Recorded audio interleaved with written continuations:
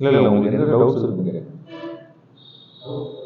இப்போ proportional representation வந்து two type formula ஆனால் இந்தியன் எலெக்ஷன் வந்து அந்த டூ டைப்ஸுமே இல்லை. அதுக்கு முழுவதையாக ஆமா சிங்கிள் கிளாஸ் ஆமா அந்த ப்ரொபோஷனல் ரெப்ரசன்டேட்டிவ் புதுவகையான ஒரு மெத்தட் தான் தேர்ட் மெத்தட்னு சொல்லி தான் பார்த்தோம். So two methods establish methods பார்த்தோம். காமனாக இருக்கிறது இது ஜெனரல் கிளாசிஃபிகேஷன். இந்தியாவில் ஃபாலோ பண்ணுறது கொஞ்சம் வித்தியாசமாக இருக்கும். அதே போல வந்து presidential form of government last time அதில் வந்து பிரசிடென்ட் வந்து ரெஸ்பான்சிபிளாக இருப்பாங்க. To the legislature. பீப்புளுக்கு ரெஸ்பான்சிபிள் தான், லெஜிஸ்லேச்சருக்கு கிடையாது. கிச்சன் கேபினெட் அவரோட பர்சனல் செக்ரட்டரி மாதிரி வச்சுக்கலாம்.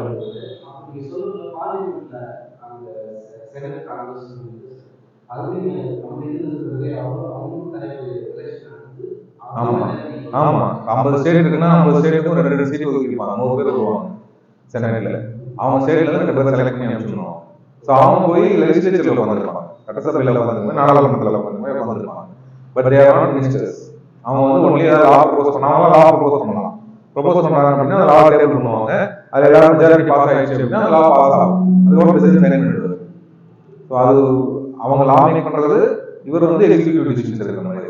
இவருக்கும் லா மேக்கிங் பவர் இருக்கும் to certain extent.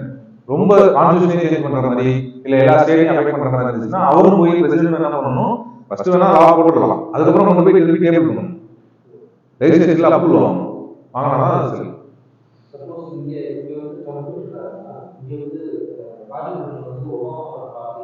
Trump first time வந்தப்ப அப்படிதான் இருந்துச்சு. ட்ரம்ப் வந்து ரிபப்ளிகன் பார்ட்டி, ஒபாமா அண்ட் கோ அவங்க எல்லாருமே வந்து இப்போ பிடன் ஒபாமா அவங்க எல்லாருமே வந்து டெமோக்ராட்டிக் பார்ட்டி. 2 பார்ட்டி தான். ரிபப்ளிகன்ஸ் ரெட், அவங்க ப்ளூ, 2 கலர் தான். இங்கே மாதிரி நம்ம பிளாக் ஆரஞ்சு இந்த மாதிரி கலர்ஸ் இருக்காது. ஸோ அதில் வந்து ட்ரம்ப் வந்தப்ப என்ன ஆயிடுச்சு அப்படின்னா, ஒபாமா அது மாதிரி 2 டேர்ம் வந்தார், ஃபுல் டேர்ம். அந்த டைம்ல டெமோக்ராட்ஸ் தான் அதிகமாக டாமினேட்டாக இருந்தாங்க. பிரசிடென்ட்டும் அவர் தான், வைஸ் பிரசிடென்ட்டும் அவர் தான், ஆளுங்க மெஜாரிட்டியும் அவங்க தான். அதுக்கப்புறமா ட்ரம்ப் வந்தப்ப கண்டினியூ ஆச்சு. ஸோ அப்போ வந்து அப்போதான் நிறைய டசல் வந்துச்சு. ட்ரம்ப் ஏதாவது பண்ணுவார், உள்ள பாஸ் ஆகாது, ஏன்னா அவரால் இருக்க மாட்டாங்க. அதுக்கப்புறம் அவர் 4 இயர்ஸ் முடிக்கிற பாதியே வந்து கொஞ்சம் எலெக்ஷன்ஸ் வச்சு அதிகமாக வந்துட்டாங்க ரிபப்ளிகன்ஸ், கொஞ்சம் டாமினேட்டாக வந்துட்டாங்க. அதுக்கப்புறம் கொஞ்சம் ஸ்மூத் ஆச்சு. இதுதான் மேஜர் டிஸ்அட்வான்டேஜ் சொல்லியிருந்தோம் பிரசிடென்ஷியல் ஃபார்ம்ல. கோஆபரேஷன் பிட்வீன் 2 பேருக்கும் கம்மியா இருக்கும், 2 பேரும் சண்டை போடுவாங்க. அது இருக்கக்கூடாதுன்னா இங்க வந்து அந்த மாதிரி பண்ணல. பிரசிடென்ட் தனி, ஏன்னா தமிழ்நாட்டில் தான் நடக்குது. கவர்னர் அப்படிங்கிறது வந்து பிரசிடென்ட் மாதிரி தனியா பண்ணி அனுப்பிச்சு விட்டுறாங்க. அது இல்லாம சிஎம் ஒருத்தருக்கு இருக்காரு, அவர் தான் சட்டம் போடுறாரு, அவருக்கு எம்எல்ஏ இருக்காங்க. இவங்க 2 பேரும் சட்டம் வந்துட்டே இருப்பாரு. இவர் அனுப்புறாரு, அப்ரூவ் பண்ண மாட்டேங்கிறாரு, இந்த மாதிரி பிரச்சனை வந்துட்டே இருக்கு. இதுதான் இந்தியாவில் நடந்திருக்கும், இதுதான் அங்க நடக்கும், பிரசிடென்ட்டுக்கும் இதுக்கும் நடக்கும். அது நடக்கூடாதுதான் இந்தியாவில் அப்ரூவ் பண்ணிட்டாங்க.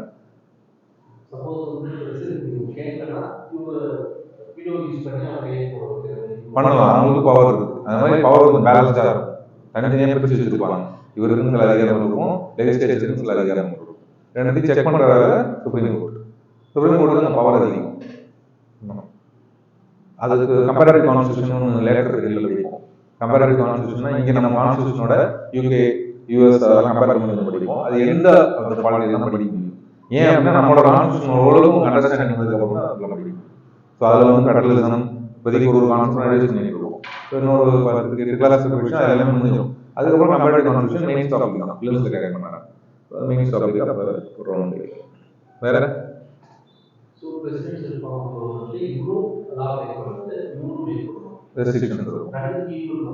ஈக்குவல் பவர் தான் ஆல்மோஸ்ட் இருக்கும்.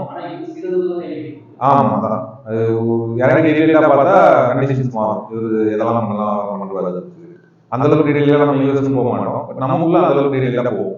நம்மளோட பிரசிடென்ட்ஸ்க்கு என்னென்னலாம் டிஸ்கிரிப்ஷன் பவர் இருக்கு, தனியா டிஸ்கிரிப்ஷன்னா அவர் நினைச்சா அவர் செய்யலாம். அப்படிங்கிற மாதிரி நம்ம பிரசிடென்ட்க்கு என்னெல்லாம் இருக்கு, பார்லிமெண்ட்டுக்கும் பிரசிடென்ட்க்கு எப்படிலாம் ரிலேஷன்ஷிப் இருக்கு, எதெல்லாம் பார்லிமெண்ட் பண்ணலாம் பிரசிடென்ட் பண்ண முடியாது, அப்படி டீடைலா படிப்போம். யூஎஸ்க்கு அந்த மாதிரி படிக்க மாட்டோம். இந்த மாதிரி செப்பரேஷன் இருக்கு, செக் இருக்கு, பேலன்ஸ் இருக்கு மட்டும் படிச்சு அந்த ஃபார்ம் மட்டும் படிச்சுட்டு வரும்.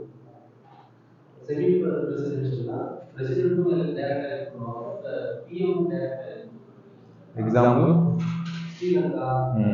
முன்னாடி ஸ்ரீலங்கா, அதுக்கப்புறமா மாற்றி விட்டாரு. முன்னாடி பார்த்தீங்கன்னா பிரசிடென்ட்டும் ஒரு பிரசிடென்ட் பாரு ஒரு எலெக்ஷன் நடக்கும். யூஎஸ் மாதிரி யூஎஸ்ல எப்படி ஒரே ஒரு பிரசிடென்ட் ஓட்டு போட்டு எல்லாம் வந்தாரு அதே மாதிரி ஸ்ரீலங்கால நடக்கும். அதே மாதிரி பிரைம் மினிஸ்டர் தனியா வந்து நம்ம ஊர்ல எப்படி மோடி வந்தாங்களோ அதே மாதிரி நடக்கும். ஸோ ரெண்டுமே நடக்கும். இந்தியா பிளஸ் யூஎஸ் ரெண்டு கலந்து நடந்துச்சு. அப்புறமா தான் ஒரு ராஜபக்ஷ வந்து அமௌண்ட் பண்ணி விட்டாரு. என்ன பண்ணிட்டாரு, பிரைம் மினிஸ்டர் நானா பண்ணணும் அப்படின்ட்டாரு. அந்த மாதிரி நேரத்தில் ரெண்டு பேரும் ரெண்டு கட்சியில நடந்திருக்கு. பிரசிடென்ட் ஒரு கட்சியா இருப்பாரு, பிரைம் மினிஸ்டர் வேற கட்சியா இருப்பாரு. அது செய்யறது கஷ்டமா இருக்கும். அவருக்கு சில பவர்ஸ் உங்களுக்கு சில பவர்ஸ் தான் வச்சிருப்பாங்க.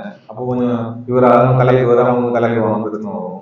அதுக்கப்புறம் தான் ராஜபக்ஷ என்ன பண்ணாரு, பிரைம் மினிஸ்டர் அப்பாயிண்ட் பிரசிடென்ட் இருந்தாரு. அப்போ முடிஞ்சு போச்சு. அப்போ ஒரே ஆள் தான் தலைவர் பண்றாரு. இதுக்கப்புறம் முன்னாடி இப்போ கான்ஸ்டியூஷன் திருப்பி எழுதினாங்க. அவங்க 3 வாட்டி திருப்பி அடிச்சு எழுதிட்டாங்க. நம்ம அமெண்ட்மெண்ட் பண்ற மாதிரி திருப்பி எழுதல. இந்தியாவில் வந்து திருப்பி எழுதுவாங்க. ஏதாவது ஒரு ப்ரொவிஷன் மட்டும் மாற்றுவாங்க, கரெக்ட் பண்ணி அவங்க கான்ஸ்டியூஷன் திருப்பி எழுதினாங்க. அந்த மாதிரி 2 வாட்டி எழுதினாங்க. ஒர்க் அவுட் ஆகல. வேற கதை தான் இருக்கு. ஃபெயிலியர் தான். ஸ்ரீலங்கா அண்ட் பாகிஸ்தான் வந்து நம்மள்ட்ட இருந்து பிரிஞ்சு போனதில் ஃபெயிலியர் ஸ்டேட்ஸ் தான். அதை அக்செப்ட் பண்ணி தான் ஆகும். நீங்கள் எங்கே கேட்டாலும் சொல்லலாம். நானும் கான்ஃபிடென்ட்டாக சொல்லுவேன், பர்சனல் ஒப்பீனியன் சொல்லலாம். ஃபெயில்டு ஸ்டேட் தான். ஓகேவா? நம்ம கூட இருந்தால் நம்மளோட ஸ்டேட்டாக இருந்துருப்பாங்க, ப்ராஸ்பராக இருந்துருப்பாங்க. கம்பேரிட்டிவ்லி எல்லாம் பார்த்தா முடியாது. இந்தியன் சப்கான்டினென்ட் தானே, எல்லாம் பிரிட்டிஷ் பிரிஞ்சு போகிறப்ப தனியாக போயிட்டாங்க. தமிழ்நாடு ஒரு ஸ்டேட்டா, தமிழ்நாடு 2ஆ பிரிச்சு ஸ்டேட்டா வச்சிருக்கலாம். நார்தர்ன் ஸ்ரீலங்கா வந்து தமிழ்நாடு. ஆமா, மாடர்ன் இந்தியா பிரிச்சிருவாங்கல்ல. வறுமை இந்தியா பர்மா இருந்தாங்க மாடர்ன் இந்தியா. சரி பாப்போம், ரிவிஷன் பார்த்துக்கலாம். ஓகே, ஸோ அதில் வந்து எக்ஸ்டென்ஷன் ஆஃப் பிரிட்டிஷ் சொல்லிட்டு பங்களாதேஷ், மியான்மர், ஸ்ரீலங்கா, ஆப்கானிஸ்தான் ஒரு இந்தியன் சப்கான்டினென்ட் மேப் இன்சேரியல் மேப்ல இருக்குமே, பெரிய மேப் இருக்குமே இன்சேரியலுக்குள்ள மாடர்ன் இந்தியாவுக்குள்ள 11th 12th இருக்கும் எங்கெல்லாம் பிரிட்டிஷ் இருந்தாங்கன்னு சொல்லி. சரி ஓகே, வேற எனிதிங் எல்ஸ்? இல்லைன்னா இது போயிடலாம். அதை கேட்கணுமா?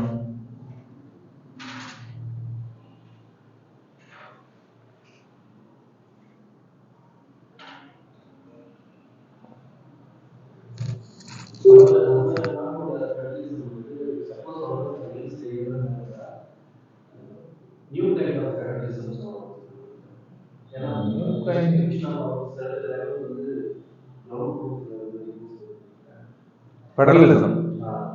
ஓகே, ஸோ நம்ம லாஸ்ட் டைம் வந்து parliamentary presidential form, semi presidential form தான் பார்த்தோம். அதுக்கப்புறம் வந்து 2 பேரும் மெரிட் ஜிமெரிட் ஃபீச்சர்ஸ் அதெல்லாம் பார்த்தோம். After that today we start with federation.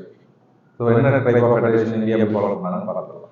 The word federation, Latin word fedus அப்படிங்கிற லாட்டின் வேர்ட்ல வந்துச்சு, which has meaning as treaty or agreement. So it is a treaty or agreement based. So last time சொல்லிருந்தேன், USA is a federation of states, India is a union of states சொல்லிருந்தோம். Article 1ல பாத்தீங்க அப்படின்னா first இந்தியான்னு constitution எழுத போறாங்க, book எழுத போறாங்க. புக்கு ஃபர்ஸ்ட் பாயிண்ட் 1ன்னு போட்டப்ப என்ன பண்ணாங்க, இந்தியா தட் இஸ் பாரத் அப்படின்னு போட்டு யூனியன் ஆஃப் ஸ்டேட்ஸ் சொல்லிட்டாங்க.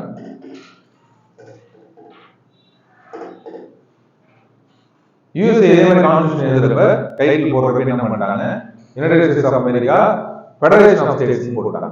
ஸோ 2 பேருமே ஒரு கண்ட்ரி ஃபார்ம் பண்ணாங்க. அந்த ஃபர்ஸ்ட் டெஃபினேஷன் பார்த்தீங்க அப்படின்னா ஃபெடரேஷன் ஆஃப் ஸ்டேட்ஸ் போடுறாங்க. ஸோ இன்னைக்கு we will discuss on this, what is federation, what is union, ரெண்டுக்கும் மேஜர் டிஃபரன்ஸ் என்ன, நம்ம எதை டைப்பா ஃபாலோ பண்றோம் அப்படின்னு சொல்லி. ஸோ யூனியன் அப்படிங்கிறது ஃபெடரேஷன் அப்படிங்கிறது ஒரு சின்ன டிஃபரன்ஸ் இருக்கு. Federation treaty or agreement. அங்க இருக்கிற 50 ஸ்டேட் என்ன பண்ணாங்க அப்படின்னா அக்ரிமெண்ட் பண்ணாங்க. நம்மலாம் ஒன்றா இருக்கலாம், நம்ம ஒரு கண்ட்ரியா இருந்தா நமக்கு எல்லாருக்கும் பாதுகாப்பு, நம்ம ஒரு சூப்பர் பவரா இருக்கலாம், உலகத்துல நம்ம எல்லா இடத்துலையும் போய் ஈஸியா பேசலாம் பண்ணலாம். தனித்தனி ஸ்டேட்டா இருந்தா சின்ன ஸ்டேட்டா இருக்கும், நமக்கு அந்த அளவுக்கு பவர் இருக்காது அப்படின்னு ஒரு அக்ரிமெண்ட் பேஸ்ல எல்லாரும் சைன் பண்ணி டேர்ம்ஸ் அண்ட் கண்டிஷன்ஸ் எல்லாம் ஃபில் பண்ணி அந்த அக்ரிமெண்ட் பேஸ்ல அவங்க கண்ட்ரியா மாறினாங்க. இந்தியாவில் அந்த மாதிரி பண்ணல. இந்தியாவில் என்ன பண்ணாங்க, இந்தியாவில் ஒரு கண்ட்ரி ஆரம்பிக்க போறோம், எவெல்லாம் வந்து சேரு மரியாதை வந்து சேரு அப்படின்னு மிரட்டி சேவாதெல்லாம் அடிச்சு மிரட்டி சேர்த்தாங்க. சேர்த்ததுக்கு அப்புறம் என்ன பண்ணாங்க, நீ இந்தியா அதுல அட்மினிஸ்ட்ரேஷன் கன்வீனியன்ஸ்க்காக ஒன்னு வந்து மாநிலங்களா பிரிச்சு வச்சிருக்கேன் அப்படிங்கிற மாதிரி இன்டர்பிரேஷன் மாறும். ஸோ அங்க வந்து யூஎஸ்ஏ, நீ எல்லாம் ஃபர்ஸ்ட் யூஎஸ்ஏ, அதுக்கப்புறமா உன்னோட ஸ்டேட்ஸ் அட்மினிஸ்ட்ரேஷனுக்காக தனி ஸ்டேட்டா பிடிச்சி வச்சுக்கணும் கிடையாது. அவங்களாம் ஆல்ரெடி ஸ்டேட்ஸ், அவங்கெல்லாம் ஒரு யூனியன் இருந்தா அவங்களுக்கு சேஃபா இருக்குன்றதுனால ஒரு அக்ரிமெண்ட் பேஸ் பண்ணி வந்திருக்காங்க. முக்கியமான கண்டிஷன் என்னன்னா, அந்த யூஎஸ்ஏல எப்ப வேணுமோ அவங்க பிரிஞ்சு வெளியே போய்க்கலாம். அந்த அக்ரிமெண்ட்ல சைன் பண்ணிட்டாங்க. எங்களுக்கு வேணாம் அப்படின்னா அந்த ஸ்டேட்டே முடிவு பண்ணி வெளியே போகலாம். ஸ்டேட்டுக்குள்ள அங்கேயும் சட்டத்தில் இருக்கும், அங்க எம்எல்ஏ எம்பிஸ் இருப்பாங்க அந்த ஸ்டேட்டுக்குள்ள. ஸோ அங்க தனி லாஸ் பண்ணுவாங்க. அவங்க ஒரு ரெசல்யூஷன் போடுறாங்க, இனிமேல் நம்ம யூஎஸ் வெளியே போயிடுவோம் அப்படின்னு போட்டாங்க. கல்யாணம் போயிடலாம். தமிழ்நாட்டில் அந்த மாதிரி போட்டாங்கன்னா போக முடியாது. இதுதான் மேஜர் டிஃபரன்ஸ். அக்ரிமெண்ட் பேஸ்டு எப்ப வேணா செசேட் பண்ணிக்கலாம், செசேட்னா பிரிஞ்சு போயிடலாம் அப்படிங்கிறது தான் ஃபெடரேஷன். யூஎஸ்ஏ யூனியன் அப்படிங்கிறது எல்லாரும் ஒன்னா வாழ்ந்துட்டு இருக்கோம், தனித்தனி யூனிட் கிடையாது. இந்தியா தான் ஒரு யூனிட், அதுக்குள்ள அட்மினிஸ்ட்ரேஷன் தனியாக பிரிச்சு வச்சிருக்கோம் அப்படிங்கிற மாதிரி. ஸோ இது லேட்டர் டிஸ்கஷனா மாறுறப்ப கான்ஸ்டிடியூஷன் எழுதுறப்ப நிறைய டிஸ்கஷன்ஸ் போயிருக்கும். இன்னைக்கு வரைக்குமே மேஜர் டிஸ்கஷன் தான். ஏன் அப்படின்னா மாநிலங்களுக்கு எவ்வளவு பவர் இருக்கு. ஏன்னா அந்த ஃபெடரேஷன் அப்படிங்கிற வார்த்தையே எதை குறிக்குது அப்படின்னா மாநிலங்களுக்கு பவர் அதிகமா இருக்கா இல்லையா அப்படின்னு சொல்லி. யூஎஸ்ல பார்த்தீங்கன்னா நிறைய பவர் இருக்கு, ஏன்னா அவங்க பிரிஞ்சு போய்க்கலாம், அப்போ பவர்ஃபுல். அப்ப இந்தியாவில அந்த அளவுக்கு எந்த அளவுக்கு பவர் கொடுக்கலாம் அப்படிங்கிறது பயங்கர டிபேட் தான். இன்னைக்கு வரைக்கும் டிபேட் தான். தமிழ்நாடு நினைச்சா என்னதான் பண்ணலாம், ஏன்னா எப்பயுமே அங்க ஒரு ஆட்சி இருக்கும், இங்க ஒரு ஆட்சி இருக்கும். ஸோ ரெண்டு பேர் பிஜேபி காங்கிரஸ் ரெண்டு பேருமே வந்து ஒரு மேஜர் சென்ட்ரல் கவர்மெண்ட் இந்தியாவுல இருக்கிறவங்க. எல்லா ஸ்டேட்லயும் அவங்களே இருக்கிறது இல்லை. எல்லா மோஸ்ட்லி ஸ்டேட்ஸ்ல பாத்தீங்கன்னா அவங்க மாநில கட்சிகள் தான் இருக்காங்க. இதுவே வந்து ஒரு சைன் ஆஃப் ஃபெடரேஷன் அப்படிம்பாங்க. ஏன்னா ஃபெடரேஷன் அப்படின்னாலே மாநிலங்களுக்கு பவர் அதிகமா இருக்குன்னு இருக்கும். இந்தியாவில் பாத்தீங்கன்னா மோஸ்ட்லி எல்லா ஸ்டேட்ஸ்லயுமே பாத்தீங்கன்னா there will be state parties. Central party DMK, ADMK, கர்நாடகால எல்லா ஊர்லயும் பாத்தீங்கன்னா ஸ்டேட் பார்ட்டிஸ் இருப்பாங்க. அப்ப ஸ்டேட்ஸ்ல அந்த அளவுக்கு பவர்ஃபுல்லா வளர்றாங்க, அவங்க சொல்றதும் நடக்குது, அப்ப ஸ்டேட்ஸ் பவர் இருக்கு அப்படிங்கிற மாதிரி பேசுவாங்க. ஃபெடரேஷன் இந்தியாவும் ஃபெடரேஷன் தான், இந்தியா மாநிலங்களுக்கு அதிகமா பவர் இருக்கு, பவர் வேணும்னு பேசுவாங்க. ஆப்போசிட்ல என்ன பேசுவாங்க, இவங்கள்ட்ட பவர் அதிகமா கொடுத்தா தனி மொழிமானு, தனி எக்ஸாம் வாங்க, தனி ஆதார் கார்டு, தனி ரேஷன் கார்டு கேட்பாங்க, தனி ரயில்வேஸ் கேட்பாங்க, தனி சிட்டிசன்ஷிப் கேட்பாங்க. ஃபர்ஸ்ட் தமிழன் அப்புறம் தான் இந்தியன்பாங்க. ஸோ இது மாதிரிலாம் பேசக்கூடாது அப்படிங்கிறதுனால இந்தியா யூனியன் தான் இருக்கணும், அந்த ஃபெடரேஷன் வார்த்தையை யூஸ் பண்ணாதீங்க.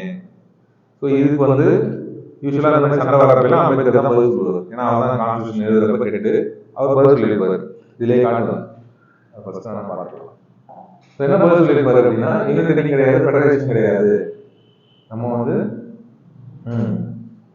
so Indian federalism is called quasi-federal structure because it exhibits both federal and unitary systems of government. India federation மட்டும் அப்படி சொல்ல முடியாது, அதே டைம்ல யூனிட்டரி சொல்ல முடியாது. quasi-federal பாதி அர்த்தம். quasi judicial ஒரு வார்த்தை யூஸ் பண்ணுவாங்க. ஜுடிஷியல்னா தீர்ப்பு கொடுக்கறவங்க ஜட்ஜ், கோர்ட். quasi judicialனா கோர்ட் பண்ற வேலையை பாதி பண்ணுவாங்க. அதான் நான் சொன்னேன், தீர்ப்பாயம் இருக்கும், சில நேஷனல் கிரீன் ட்ரிபியூனல் இருக்கும். அவங்க என்ன பண்ணுவாங்க, ஏதாவது பொல்யூஷன் பண்றாங்க ஒரு பெரிய இண்டஸ்ட்ரி அப்படின்னா ஃபைன் போடுவாங்க. அவங்களால தூக்கு தண்டனை தர முடியாது. அவங்களோட வேலை என்னன்னா என்வரான்மெண்ட் பொல்யூட் பண்றவங்களுக்கு ஃபைன் போடுவாங்க. ஒரு ஆர்கனைசேஷனா இருக்கலாம், இல்லை ஒரு அமைப்பா இருக்கலாம், ஒரு கட்சியா இருக்கலாம். திடீர்னு மாநாடு நடத்துறாங்க, மாநாட்டுக்குள்ள பிளாஸ்டிக் போட்டு போயிட்டாங்கன்னா கோர்ட் தலைவருக்கு முன்னாடி என்ஜிடி தலையிடுவாங்க, தலையிட்டு அந்த பார்ட்டிக்கு ஃபைன் போடுவாங்க. ஸோ இவங்க குவாசி ஜுடிஷியல், அவங்களால தூக்கு தண்டனை தர முடியாது. இந்த மாதிரி ஃபைன்ஸ் போடலாம், சின்ன சின்னதாக தண்டனை கொடுக்கலாம். ஸோ இந்த மாதிரி குவாசி அப்படின்னாலே பாதி அப்படிங்கிற மாதிரி இருக்கும். ஃபெடரல் அப்படிங்கிறப்ப குவாசி ஃபெடரல்ன்றது நீங்க சொல்றீங்க இந்தியா என்ன ஃபெடரல் எழுதலாம், நியூ ஃபெடரல் எழுதலாம் அப்படின்னு. இந்தியா குவாசி ஃபெடரல் தான் எழுதணும். குவாசி ஃபெடரல் எதுனா neither federal not unitary both systems. அப்ப நமக்கு ஃபெடரல் ஃபீச்சர்ஸ் என்னெல்லாம் தெரியணும், யூனிட்டரி ஃபீச்சர்ஸ் என்னெல்லாம் தெரியணும். இதெல்லாம் இருந்தா யூனிட்டரின்னு சொல்லலாம், இதெல்லாம் இருந்தா ஃபெடரல்னு சொல்லலாம். அப்பதான் வந்து இந்தியாவில் ரெண்டுமே இருக்கான்னு உங்களுக்கு கண்டுபிடிக்க முடியும். ஸோ இப்போ நீங்க அதான் ஃப்ரெண்ட்ஸ் டைப்ஸ்ல பார்ப்போம், எதெல்லாம் இருந்தா யூனிட்டரின்னு சொல்லுவோம், எதெல்லாம் இருந்தா ஃபெடரல் சொல்லுவோம். இதுல கடைசியில் ஒரு லைன் மட்டும் படிக்கும், நடுவில் 3% படிக்கும். The chairman of the drafting committee, constitutional drafting committee, Ambedkar said that our constitution will be both unitary as well as federal according to the requirements of the time and circumstances. தேவைக்கு ஏற்ப டக்குன்னு federal இந்தியாவா மாறிடும், தேவைக்கு ஏற்ப டக்குன்னு union இந்தியாவா unitary இந்தியாவா மாறிடும். 1970s DMK தனி மாநிலம் கேட்டாங்க, தமிழ்நாடு கேட்டாங்க, மெட்ராஸ் இருந்துச்சு. நாடுங்கிற பேர் வச்சு கேட்டப்பே காங்கிரஸ்ல நிறைய பிரச்சனை ஒத்துக்க மாட்டேங்கிறாங்க. ஏன் நாடு இங்கிலீஷ் என்ன வரும், கண்ட்ரின்னு வந்துடும். அப்ப தமிழ் கண்ட்ரின்னு வந்து டிரான்ஸ்லேட் பண்ணலாம். அப்போ இந்தியாவுக்குள்ள எப்படி நீங்க ஒரு கண்ட்ரி கேட்குறீங்க அப்படின்னு பெரிய இஷ்யூ ஆச்சு. அப்போ வந்து டிஎம்கே வந்தப்ப they had that idea. என்ன ஐடியா, தனி கண்ட்ரி வாங்கலாம் அப்படிங்கிற மாதிரி ஒரு ஐடியா இருந்துச்சு. அந்த ஐடியா கொஞ்சம் அதிகமானே என்ன பண்ணாங்க, ஹிஸ்டரி படிச்சிருப்பீங்களான்னு தெரியாது. அந்த டைம்ல எல்லாரையும் வந்து கூட அடிச்சிருப்பாங்க பயங்கரமா. இருக்கிற லீடர்ஸ் எல்லாரையும் வந்து கூட அடிச்சிருப்பாங்க. அப்பதான் ஸ்டாலின்லாம் பயங்கரமா அடிச்சது. ஃபர்ஸ்ட் டைம் அவர் ஜெயில போயிட்டு அந்த போட்டோஸ்லாம் பழைய டைம்ல பாத்தீங்கன்னா ரொம்ப பயங்கரமா அடிச்சு ஆல்மோஸ்ட் டெட் அப்படிங்கிற மாதிரி அடிச்சிருப்பாங்க. இதுக்கு அது மேஜர் ரீசன் என்னன்னா தனிக்கன் கேட்கறது. அப்ப என்ன பண்ணிட்டாங்க, அந்த டைம்ல கம்ப்ளீட்லி யூனிட்டரி சென்ட்ரல் கவர்மெண்ட் அத்தாரிட்டியா மாறிட்டாங்க. ஸ்டேட்லாம் உரிமை கிடையாது சொல்லிட்டு அட்மினிஸ்ட்ரேஷன் ஸ்டேட்ல மாநிலங்கள்ல பவரே கொடுக்கல. அந்த டைம்ல ஓவரா ஆட்சியை கலைச்சிட்டாங்க. கலைச்சி சென்ட்ரல்லாம் ஆட்சி செஞ்சிருச்சு. ஸோ அந்த டைம்ல யூனிட்டரியா மாறிடுச்சு. அதே டைம்ல சப்போஸ் இப்போ ஏதாவது ஒரே ஒரு பார்ட்டியில் ஒரே ஒரு ஆள் ரொம்ப பவர்ஃபுல்லா வராது, நீங்க என்ன சாப்பிடணும், நீங்க என்ன ட்ரெஸ் போடணும், என்ன டைப் ஆஃப் முடிவு எடுக்கணும், ஏன்னா நிறைய கண்டிஷன் முடிவு எடுக்கிறதுல ரூல்ஸ் இருக்கு தெரியுமா? இல்ல நிறைய அதர் கண்டிஷன் கூட இருக்கு. எக்ஸ்ப்ளோர் பண்ணி பாருங்க. நாட் லைக் நாட் கொரியான்றது ரொம்ப இருக்குது. நிறைய டெமோக்ராட்டிக் நார்மல் கண்ட்ரீஸ்ல கூட நிறைய நம்ம ரெஸ்ட்ரிக்ஷன்ஸ் இருக்கு. இந்த வயசு வரைக்கும் இந்த மாதிரி ஹேர் கட் தான் வச்சுக்கணும் அப்படின்ட்டு. ஸோ அந்த மாதிரிலாம் ரூல்ஸ் போடுறாங்க ஒரு சென்ட்ரல் கவர்மெண்ட் அப்படிங்கிறப்ப மாநிலங்கள் போய் கட்டி கேட்கலாம். இதெல்லாம் நம்ம ஒத்துக்க மாட்டோம், என்னது எங்க ஊர்ல தமிழ் தான் பேசுறோம், இல்ல எல்லாரும் ஹிந்தி தான் படிக்கணும் அப்படின்னா நாங்க வந்து தாய்மொழி தமிழ் பேசுவோம். ஸோ அந்த இடத்துல என்ன ஆகும், கான்ஸ்டியூஷன் பெடரலா மாறிடும். மாநில உரிமை அதிகமாகிடும். தமிழ்நாடு உரிமை கொடுக்கும். கான்ஸ்டியூஷன் வந்து சப்போர்ட் பண்ணணும், தமிழ்நாட்டை சப்போர்ட் பண்ணணும். தனி கண்ட்ரி கேட்டால் கான்ஸ்டியூஷன் என்ன பண்ணணும், இந்தியாவை சப்போர்ட் பண்ணணும். ஸோ அதான் சொல்லியிருக்காரு, டைம் சர்க்கம்ஸ்டன்ஸ் சொல்ல என் தேவைக்கு ஏற்ப வளர்ச்சி கொடுக்கும், யூனிட்டரியாகவும் இருக்கும், பெடரலாகவும் இருக்கும். ஸோ இந்த டைம்ல we can go with unitarian and federal features. ஏங்க ஃபெடரல் கவர்மெண்ட் அப்படின்னா what are the major features? dual government. dual சொல்லிடுறேன் ஃபர்ஸ்ட், இந்த பாயிண்ட் மட்டும் சொல்லிடுறேன், அப்புறமா இல்ல ஒரு ரெண்டு பாயிண்டா சொல்லிட்டு அப்புறமா dual government என்ன, national government and regional government. there will be two governments. நான் சொல்லியிருந்தேன் யூகேல எல்லாம் பாத்தீங்கன்னா சென்ட்ரல் ஒரு அத்தாரிட்டி இருக்கும், சின்ன சின்ன ப்ராவின்ஸா இருப்பாங்க, தனி மாநிலங்களா இருக்க மாட்டாங்க, டிஸ்ட்ரிக்ட்ஸ் மாதிரி இருப்பாங்க. ஸோ அவங்களாம் பெருசா உரிமையே இருக்காது, அவங்க ஆல்மோஸ்ட் யூனிட்டரியா மாறிடுவாங்க. ஸோ அந்த மாதிரி இல்லாம இந்தியாவில் பாத்தீங்கன்னா மாநிலம் தனி அமைப்பு இருக்கும், தனி சட்டம் இருக்கும், தனி எலெக்ஷன் இருக்கும். டியூவல் கவர்மெண்ட் தான். இப்போதைக்கு நம்ம டியூவல் கவர்மெண்ட் ஃபாலோ பண்றோமா இல்லையா கூட கேட்பாங்க, பண்றோம் அப்படின்னு சொல்லலாம். Federal feature. Written constitution. எப்ப இந்த மாதிரி ரெண்டு பேர்கிட்ட பவர் கொடுக்குறாங்க அப்படின்னா யார் சொல்றது பெருசுங்கிறது எப்படி டிசைட் பண்றது? There should be a document. So இவங்க ரெண்டு பேரும் பிரச்சனைனா கான்ஸ்டிடியூஷன் தான் காப்பாற்று. அதனால ஒரு ரிட்டன் டாக்குமெண்ட் இருக்கும். உனக்கு எவ்வளவு பவர், உனக்கு எவ்வளவு பவர் எழுதி வச்சுருக்கும். சென்ட்ரல் கவர்மெண்ட் தான் அப்பப்போ ரூல்ஸ் போடும் அப்படின்னா ஸ்டேட் கவர்மெண்டால ஒன்றும் பண்ண முடியாது. ஸோ அதனால there should be written constitution. So written constitution is major federal feature. இதெல்லாம் எம்சிக்யூல கேட்பாங்க. Which are the following are federal feature? Written constitution போட்டுருப்பாங்க. அந்த டைம்ல இதாவது கான்ஸ்டிடியூஷன் ஃபெடரேஷன் சம்பந்தம் அப்படின்னு கான்ஸ்டிடியூஷன் இஸ் ரூல் புக். அந்த ரூல் புக் இருந்தாதான் இந்த டியூவல் குவாலிட்டி சஸ்டெயின் ஆகும். இல்லைன்னா நான் சொன்ன மாதிரி சென்ட்ரல் கவர்மெண்ட் என்ன செய்யலாம், ஸ்டேட்டே கிடையாது போன்னு சொல்லுவாங்க. நீ ஸ்டேட்டே கிடையாது போன்னு சொல்லவே முடியாது இந்தியாவில், ஏன்னா கான்ஸ்டிடியூஷன் காப்பாற்றும். Division of power between national regional government powers ஈக்குவலா பிரிஞ்சிருக்கும். நீங்க அதான் பார்ப்போம். அடுத்தது டாபிக் வந்து சென்ட்ரல் ஸ்டேட் ரிலேஷன்ஸ் பார்ப்போம். சென்டருக்கும் ஸ்டேட்டுக்கும் உண்டான ரிலேஷன்ஸ் பார்ப்போம். சென்ட்ரல் ஸ்டேட் ரிலேஷன்ஸ்ல எப்படி பிரிஞ்சிருக்கு பவர், இவங்க எதெல்லாம் பண்ணலாம், இவங்க எதெல்லாம் பண்ணலாம் டீடைலா பார்ப்போம். சுப்ரீமசி ஆஃப் கான்ஸ்டிடியூஷன் ஏற்கனவே சொன்னதுதான். யார் இருக்கிறதுலே பெரிய ஆளு? ஜட்ஜு கிடையாது, சுப்ரீம் கோர்ட் கிடையாது, பிஎம் கிடையாது, பிரசிடென்ட் கிடையாது, யாரும் கிடையாது. கான்ஸ்டிடியூஷன் தான் நம்பர் 1. அது கீழே தான் எல்லாருமே. ரிஜிட் கான்ஸ்டிடியூஷன் என்ன?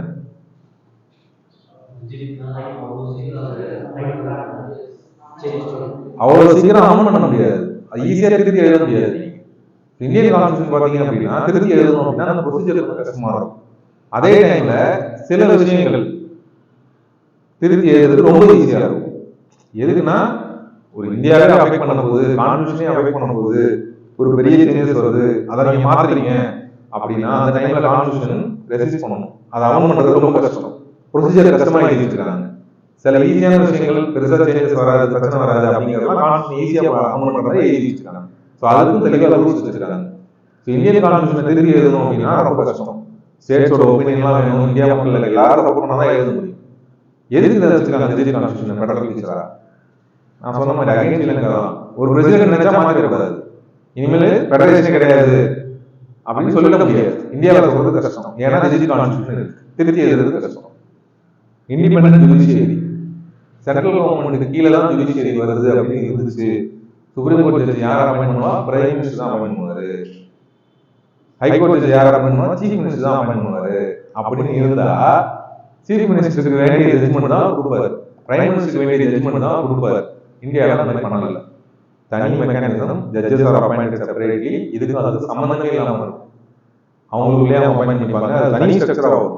இந்த பக்கம் பிஎம் பிரசிடென்ட் சிஎம்லாம் போடுவாங்க, இவங்களுக்கு கீழே எங்கேயுமே வர மாட்டாங்க, தனியாக வருவாங்க. எதுக்குன்னா ஏதாவது பிரச்சனை அவங்க காப்பாற்றுறாங்க. ஸோ ஃபெடரல் பிக்சரில் முக்கியமான point independent judiciary. Bicameral legislature, dual பாலிட்டிக்கும் பைகாமரலிசத்துக்கும் கன்ஃபியூஸ் பண்ணிக்கூடாது. ஓகேவா? பைகாமரலிசம் அப்படிங்கிறது 2 ஹவுஸ் இருக்கும், லோக்சபா, ராஜ்யசபா. ஸ்டேட்லாம் என்ன இருக்கும்? அசம்பிளின்னு ஒன்று இருக்கும், கவுன்சிலிங் ஒன்று இருக்கும். தமிழ்நாட்டில் பாண்டியில் ஃபாலோ பண்ணுறது இல்லை, ஒரு 6 ஸ்டேட்டில் ஃபாலோ பண்ணுறாங்க. ஆந்திரா, உத்தரப்பிரதேஷ் எல்லாம் ஸ்டேட்லேயே பார்த்தீங்கன்னா லோக்சபா, ராஜ்யசபா மாதிரி 2 இருக்கும். லோக்சபா அப்படிங்கிறது மக்களால் டைரக்டாக எலெக்ட் பண்ணி போகிறது. லோக்சபாவில் ஒரு எம்பிக்கு நீங்கள் ஓட்டு போடுவீங்க. இப்போ ஓட்டு போடுறது எம்பிக்கு தான், லோக்சபா எம்பி தான் ஓட்டு போடுவீங்க. ராஜ்யசபாவில் யார் எலெக்ட் பண்ணோம்னா எம்எல்ஏஸ் தான் சேர்ந்து அமைச்சிருப்பாங்க. ஏற்கனவே ஓரளவு பார்த்துக்கணும். தமிழ்நாட்டில் 18 ராஜ்யசபா சீட்டுக்கு அழகாக போவாங்க. அந்த 18 பேர் மக்கள் தேர்ந்தெடுக்க மாட்டாங்க, மக்கள் தேர்ந்தெடுத்த எம்எல்ஏ தேர்ந்தெடுப்பாங்க. எம்எல்ஏஸ்லாம் யாரு அப்படின்னா மாநிலங்களோட ரெப்ரசன்டேட்டிவ்ஸ். இந்த மாநிலங்களுக்கு எல்லாத்துக்கும் யார் ஆட்சி செய்யறாங்களோ நம்ம யார் எம்எல்ஏ கையில தான் கொடுத்துருவோம். இந்த மாநில ஆட்சி செய்யறது யாருன்னா எம்எல்ஏ தான். அதுல ஒரு ஆள் சிஎம் தான் ஆட்சி பண்றாரு, எம்எல்ஏ தான் சிஎம் ஆகிறாரு. ஸோ அந்த எம்எல்ஏ தான் மாநிலங்களோட பொறுப்பு. அப்ப மாநிலங்களோட பொறுப்பா இருக்கிற அவங்க சேர்ந்து ஒரு 18 பேரை அனுப்புறதுனால ராஜ்யசபா அப்படிங்கிறது ஸ்டேட்ஸோட ரெப்ரசன்டேட்டிவ். ராஜ்யசபா மெம்பர்ஸ்னாலே they are representatives of the states. ஏன்னா தமிழ்நாட்டுல இருந்து 18 பேர் இருக்காங்க. அந்த 18 பேர் விழுப்புரத்துல இருந்தோ, பாண்டிச்சேரியில இருந்தோ, கடலூர்ல இருந்தோ போகல. இந்த 18 பேர் எங்க வந்திருக்காங்க? தமிழ்நாட்டுல இருந்து வந்திருக்காங்க. So they are representatives of the மாநிலம். புரியுதா வித்தியாசம்? இப்போ லோக்சபாவில் ஒரு எம்பி போறாருன்னா அவர் பாண்டிச்சேரியில இருந்து போயிருக்காரு, விழுப்புரத்துல இருந்து போயிருக்காரு. புரியுதா? 39 தொகுதி இருக்கு தமிழ்நாட்டில். இங்க ஒரு தொகுதி 40 தொகுதியை ரெப்ரசன்ட் பண்ணி போறாங்க. தமிழ்நாடு ரெப்ரசன்ட் பண்ணி போகல. வித்தியாசம் புரியுதா? ராஜ்யசபால 18 பேர் எதை ரெப்ரசன்ட் பண்ணி போறாங்க? தமிழ்நாடு மாநிலம் ரெப்ரசன்ட். நீங்க எந்த ராஜ்யசபா எம்பி? விழுப்புரம் மாநிலம், நான் தமிழ்நாடு. 18 பேர் தமிழ்நாடு தான். ஸோ ராஜ்யசபா அப்படிங்கிறது மாநிலங்களோட அவை, அதனால மாநிலங்களவை சொல்லுவோம். புரியுதா? நல்லா ரொம்ப core concept. Rajya Sabha is representation of the states. இந்த பைகாமரலிசம் அப்படிங்கறது எதுக்கு ஃபெடரல் ஃபீச்சரா வச்சிருக்காங்க அப்படின்னா, பைகாமரலிசம் அப்படினால ஸ்டேட்ஸோட ரெப்ரசன்டேஷனுக்காக ஒரு சபை இருக்கு. லோக்சபாங்கிறது வெறும் மக்கள் இருந்து அனுப்பிச்சு சென்ட்ரல் கவர்மெண்ட்டுக்காக ஒரு சபை. அதுல இருந்து பிஎம் வருவாரு, எல்லாரும் வருவாங்க. அது சென்ட்ரல் கவர்மெண்ட்டுக்கு தேவையானதா இருக்கும். ராஜ்யசபாங்கிறது மாநிலங்களோட வாய்ஸா இருக்கும். மாநிலங்களோட வாய்ஸ்னா என்ன அர்த்தம்? Federalism. Rajya Sabha is a major feature of federalism. புரியுதா? இது ரொம்ப முக்கியமான கான்செப்ட். நான் டிஃபைன் பண்ணி எழுதி கிளியரா கீழே ஒரு லைன் உங்களுக்கு சொந்த கதையே எழுதிங்க. என்ன ஏன் இதை சொல்றாங்கன்னு தெரியணும். ஏன் வந்து பைகாமரலிசத்தை ஃபெடரல் ஃபீச்சரா சொல்றாங்க, ஏன் ரிஜிட் கான்ஸ்டிடியூஷனை ஃபெடரல் ஃபீச்சரா சொல்றாங்கன்னு தெரியணும்.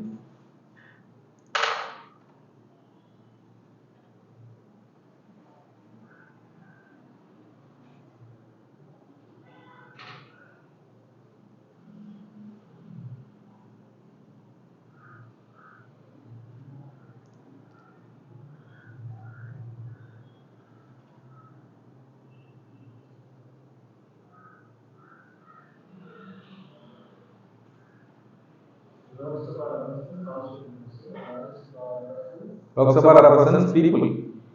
ஆமா, டைரக்டா பீப்புளே ஓட்டு போடுறாங்கல்ல. அதனால அதுல ஒரு எம்பியும் வந்து நான் விழுப்புரத்தோட மக்கள்ல இருந்து செலக்ட் பண்ணி வந்தேன். எம்எல்ஏஸ் தான் யாரு? அந்த தொகுதியில இருந்து செலக்ட் பண்ணி போனவர். மொத்த எம்எல்ஏஸ் யாருன்னா ஸ்டேட்டோட ரெப்ரசன்டேட்டிவ்ஸ். அந்த மாதிரி லோக்சபாங்கிறது அந்த விழுப்புரம் தொகுதி மக்கள் எல்லாம் செலக்ட் பண்ணி வச்சு மக்கள் அப்படிங்கிற கான்செப்ட் வரும். ராஜ்யசபா வந்து மக்கள் வர மாட்டாங்க. அதான் ஸ்டேட்ஸ். தமிழ்நாடு நீங்க ஒரு ஸ்டேட்ல இருந்து, அதனாலதான் தமிழ்நாடு ரெப்ரசன்ட் பண்ணி போறதுனால இட்ஸ் a federal feature. தமிழ்நாடோட வாய்ஸ் அங்க பேசுறதுக்கு தான் அவங்க போறாங்க. மாநிலங்களோட வாய்ஸ் அப்படின்னாலே ஃபெடரலிசம் அப்படிங்கிற கான்செப்ட் இருக்கு. அப்ப எங்கெல்லாம் பைகாமரலிசம் இல்லையோ அங்கெல்லாம் ஃபெடரலிசம் இல்லைன்னு. சப்போஸ் 2 சபை இல்ல, ஒரு சபை தான் இருக்கு அப்படின்னா ஃபெடரல் ஃபீச்சர் கம்மியா இருக்கு. ஸ்டேட்ஸ்ல பாத்தீங்க அப்படின்னா நம்ம எல்லாமே இந்தியாவுக்கு தான் பார்த்துட்டு இருக்கோம். ஸ்டேட்ஸ்ல வந்து இதே ராஜ்யசபா ராஜ்யசபா அப்படிங்கிற மாதிரி தமிழ்நாட்டிலையும் வச்சிருந்தாங்க. என்ன பண்ணாங்க அப்படின்னா எம்எல்ஏஸ் எல்லாம் சேர்ந்து சட்டசபையில போய் உட்காந்துருப்பாங்க. அவங்க எல்லாம் யாருன்னா மக்களால் தேர்ந்தெடுத்து ஒரு தொகுதியில இருந்து போறாங்க. எப்படி லாக்சபால ஒரு மந்திரி எம்பி வந்து ஒரு விழுப்புரம் கான்ஸ்டியூஷன்ல இருந்து போறாங்க, 40 பேர் போறாங்களோ 234 பேரும் ஒரு தொகுதியில இருந்து வந்தவங்க. அது இல்லாம கவுன்சிலிங் ஒரு கான்செப்ட் வச்சிருப்பாங்க தமிழ்நாட்டில். இங்க எப்படி 234 பேர் இருக்காங்களோ அங்கேயும் ஒரு 100 பேர் இருப்பாங்க. அது ரூல்ஸ் அண்ட் ரெகுலேஷன்ஸ்லாம் இருக்கு, இத்தனை நம்பர் தான் இருக்கும் அப்படின்னு சொல்லிட்டு. ஸோ அந்த கவுன்சில்ல யார் இருப்பாங்க அப்படின்னா அறிஞர்கள், அறிவாளிகள். அவங்கெல்லாம் எலெக்ஷன் எக்ஸ்போசர் இருக்காது, மக்கள்கிட்ட போய் ஓட்டு கேட்க சொன்னா கேட்க தெரியாது. லைக் சச்சின் டெண்டுல்கர், இல்ல ஒரு சயின்டிஸ்ட், இல்ல ஒரு நல்ல பிஹெச்டி பண்ண ப்ரொஃபஸர், ஒரு மெடிக்கல்ல வந்து ஒரு பெரிய டாக்டரா இருக்காரு. அப்ப அவரெல்லாம் என்ன பண்ணுவாங்க, அந்த மாதிரி ஒரு டீச்சரு அவங்க எல்லாம் செலக்ட் பண்ணி அனுப்பலாம். எதுக்குன்னா அவங்களும் சட்டம் இயற்றுறதுல ஒரு பாட்டா இருக்கணும் அப்படிங்கிறதுக்காக. ஸோ அந்த கான்செப்ட் தான் ராஜ்யசபாலையுமே. ராஜ்யசபால யாரை செலக்ட் பண்ண போறாங்க, காசு வாங்கி யார் காசு கொடுக்குறாங்கன்னு சொல்லுவாங்க, இன்னைக்கு தெரியாது. ஆனா ஒரிஜினல் மோட்டிவ் என்ன அப்படின்னா அந்த எம்எல்ஏஸ் தான் சேர்ந்து யார் அனுப்பணும் அப்படின்னா அறிஞர்கள் அனுப்பணும். இப்போ மன்மோகன் சிங் எலெக்ஷன்ல அவரால் பேசவே முடியாது. அவரால் வந்து மக்களுக்கு அட்ராக்ட் பண்ணி ஒரு பயங்கரமா வாய்ஸ் பண்ணி பேச முடியும், பேச முடியாது, ஒரு பர்சனாலிட்டி கிடையாது. ஆனா இது well qualified person for finance minister. Finance minister is well qualified person, best finance minister over the course ever India witnessed. அவரை வந்து இப்போ மினிஸ்டர் ஆகணும் அப்படின்னா அவர் எம்பி ஆகணும், மெம்பர் ஆஃப் பார்லிமெண்டா இருக்கும். அதனால நம்ம ராஜ்யசபால ஏதாவது எம்எல்ஏ சேர்ந்து அனுப்புவாங்க, இவரை போய் அனுப்பிச்சுடுங்க, சட்டம் பண்றது இருக்கட்டும், எக்கனாமிக் தெரிஞ்சவர். அதே மாதிரி லோக்கல்லையும் இந்த மாதிரி அறிஞர்கள் டீச்சர்ஸ்லாம் வச்சு ஒரு கவுன்சிலிங் ஒன்று இருக்கும். பட் அந்த கவுன்சில்லாம் யாரை ரெப்ரசன்ட் பண்ணி போறாங்க, இப்போ ராஜ்யசபா நான் என்ன சொன்னேன், மாநிலங்கள்லாம் ரெப்ரசன்ட் பண்ணி போறாங்கன்னு சொன்னேன். ஸோ அது வந்து இம்பார்ட்டன்ட் பிக்சரா ஃபெடரலிசம். இதே மாநில ஸ்டேட் தமிழ்நாட்டில் வந்து எம்எல்ஏஸ் இருக்காங்க, அதே மாதிரி MLC medical member of legislative council ஒரு அனுப்புறாங்க. அவங்க அதுக்கு கீழே மாநிலங்களுக்கு கீழே வேற ஏதாவது சபையில மாநிலம் இருக்கா, தமிழ்நாட்டுக்குள்ள மாநிலம் இருக்கா? ஸோ அந்த இடத்துல ஃபெடரலிசம் தேவையில்லை. புரியுதா? ராஜ்யசபா அப்படிங்கிறது மாநிலங்களோட வாய்ஸ் சென்ட்ரல் கேட்கறதுக்காக ஒரு அவை. தமிழ்நாட்டுல யாரோட வாய்ஸ் அவங்க சொல்ல போறாங்க, அது அந்த அளவுக்கு ரெக்குவயர்மெண்ட் இல்லைங்கிறதுனால வச்சுக்க மாட்டாங்க. அது செலவு தான், சம்பளம் கொடுக்கணும், அது ஒரு அட்மினிஸ்ட்ரேஷன் வைக்கணும், அது ஒரு இதெல்லாம் பண்ணணுன்றதுனால அது ஆப்ஷனலா வேணாம்னா விட்டுருக்கலாம். ஸ்டேட்ஸ் நினைச்சா வேணும்னா ஸ்டேட்ஸ் நினைச்சா கேட்டு வச்சுக்கணும்னு சொல்லி வைக்கலாம். அதனால 6 ஸ்டேட் மட்டும் தான் அதுக்கு வச்சிருக்காங்க, மற்ற ஸ்டேட்லாம் வேணாம்னாங்க. தமிழ்நாட்டில் வச்சிருந்தாங்க, எடுத்தாங்க, வச்சிருந்தாங்க, எடுத்தாங்க. 4 தடவை ஓகேவா வச்சாங்க, எடுத்தாங்க, அப்புறம் திருப்பி வச்சாங்க, திருப்பி எடுத்தாங்க. ஓகே, மோஸ்ட்லி எது பண்ணுவாங்க அப்படின்னா எவெல்லாம் காசு வச்சுருவானோ அவங்களாம் ஒரு எம்எல்சி ஒரு கௌரவ பதவி கொடுக்கும், சும்மா கொடுத்துக்கிட்டு அது வெறும் ஃபங்க்ஷனே இல்லாமல் இருக்கிறதுனால. ஓகே, எந்த ஸ்டேட் இருக்குன்னு போய் உங்களுக்கு பாருங்க. 6 ஸ்டேட்ஸ் இருக்கு, என்னன்னு பாருங்க. Orissa, Andhra, sir south India 4 state. 6 state மட்டும் சொல்லுங்க, வரிசையா சொல்லுங்க. சவுத்ல இருந்து நார்த்துக்கு போங்க. ஆந்திரா, கர்நாடகா, மகாராஷ்டிரா, ஒரிசா. மேல வந்து ஆந்திராவை 2ஆ போடுங்க, தெலுங்கானா போட்டீங்க. தெலுங்கானா போட்டாரு, ஏன்னா ஆந்திரா ஆந்திரான்னு சொல்லி பழகிடுச்சு. மற்ற எல்லாம் சொல்லி உத்தரப்பிரதேஷ், தெலுங்கானா தூக்கிட்டாங்க. வாங்க, ஓகேவா? ஸோ இது வரைக்கும் புரியுதா? பிரச்சனை இல்லை.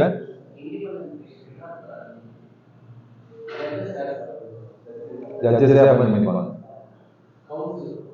ஜட்ஜஸ்ல ஒரு கமிட்டி இருக்கும், அவங்க அதனால தான் இந்த மாதிரி யார் அப்பாயின்ட் பண்ற பிரச்சனை வரதுனால சீனியர் மோஸ்ட் ஜட்ஜ் என்ன பண்ணுவாங்க, சுப்ரீம் கோர்ட் ஜட்ஜா மாத்திடுவாங்க பை கன்வென்ஷன். பிரச்சனை வரக்கூடாதுனால அப்போதைக்கு ஜட்ஜஸ்லேயே யார் சீனியரோ வயசு அதிகமோ அவரை சுப்ரீம் கோர்ட் ஜட்ஜா மாத்திடுவாங்க, சீஃப் ஜஸ்டிஸா மாத்திடுவாங்க. அது இல்லாம இத்தனை வருஷம் அட்வொகேட்டா இருந்தீங்கன்னா ஒரு எக்ஸாம் எழுதிங்கன்னா நீங்க ஜட்ஜா போகலாம், லோக்கல் முனிசிபல் கோர்ட்ல இல்ல சிவில் கோர்ட்ல வந்து ஜட்ஜா வரலாம். இத்தனை வருஷம் ஜட்ஜா இருந்தீங்க, 5 இயர்ஸ் இருந்தீங்கன்னா நீங்க ஹைகோர்ட்டுக்கு எலிஜிபிள். அது ஒரு மாதிரி IAS officer, IPS officer promotion மாதிரியும் வரும், அதே டைம்ல செலக்ட் பண்ற மாதிரியும் வரும். யாராவது ஒரு ஆள் நல்லா பண்றாங்கன்னா செலக்ட் பண்ணி போட்டுப்பாங்க, அது அவங்களே பார்த்துப்பாங்க. பிரைம் மினிஸ்டரோ சிஎம்ஓ தலையிட மாட்டாங்க, ஜட்ஜஸ்குள்ளே பார்த்துப்பாங்க. அதை செலக்ட் பண்ற மெத்தடுக்கு ஒரு பெரிய இஷ்யூ இருக்கு. ஏன்னா பிரைம் மினிஸ்டர் சிஎம்க்கு பிஎம்க்குலாம் என்ன கவலை அப்படின்னா, உங்களுக்குள்ளேயே நீ செலக்ட் பண்ணிக்கிற, உனக்கு கேட்கறதுக்கு யாரும் இல்லை, உனக்கு யாரும் மோடி போட்டுக்கிற, நீ உள்ள கரப்ஷன் பண்ணினா எப்படி தெரியும்? நீ ஜட்ஜஸ் போட்டுக்கிற, ஹைகோர்ட் ஜட்ஜ் யாருன்னு நீயே செலக்ட் பண்ணிக்கிற. இப்போ உனக்கு வேண்டிய வேண்டாதவங்க நீயே போட்டுக்கிற, உள்ள கரப்ஷன் இருக்கிறதா இல்லையா, ஒழுங்காதான் செலக்ட் பண்ணுறாங்கிறது யார் செக் பண்ணுவா? செக் பண்றதுக்கு ஆள் கிடையாது. அது ஒரு பெரிய இஷ்யூ. சுதந்திரமானதுல இன்னைக்கு வரைக்கும் பெரிய issue. Supreme court, high court, local courts உள்ள ஜட்ஜஸ் இவங்கெல்லாம் செலக்ட் பண்றது உள்ள எப்படி பாலிடிக்ஸ் இருக்கு, யாரை செலக்ட் பண்றாங்க, ஜாதி பாக்குறாங்களா, மதம் பாக்குறாங்களா, இல்ல காசு வாங்கி பண்றாங்களா, இதை செக் பண்றதுக்கு ஆள் கிடையாது. ஏன்னா இவங்க போய் கேட்க முடியாது. ஏன்னா இண்டிபெண்டன்ட் ஜுடிஷியரி அப்படிங்கிறதுனால. அதனால ஒரு சிஸ்டம் எவால்வ் ஆச்சு. கொலிஜியம் ஒரு கான்செப்ட் கொண்டு வந்தாங்க. கொலிஜியம்னா ஒரு குரூப் ஆஃப் பீப்புள் இருப்பாங்க, ஒரு கமிட்டி இருக்கும். அந்த கமிட்டி வந்து செலக்ட் பண்ணாங்க. பட் அந்த கமிட்டியே நாங்க வச்சுக்க மாட்டோம், ஒத்துக்க மாட்டோம், கமிட்டில எனக்கு வேணாம் அப்படின்னு சொல்லிட்டு ஜுடிஷியரியை என்ன பண்ணி தூக்கிடுச்சு. இது ஒரு பெரிய லாங் ஸ்டாண்டிங் இஷ்யூ.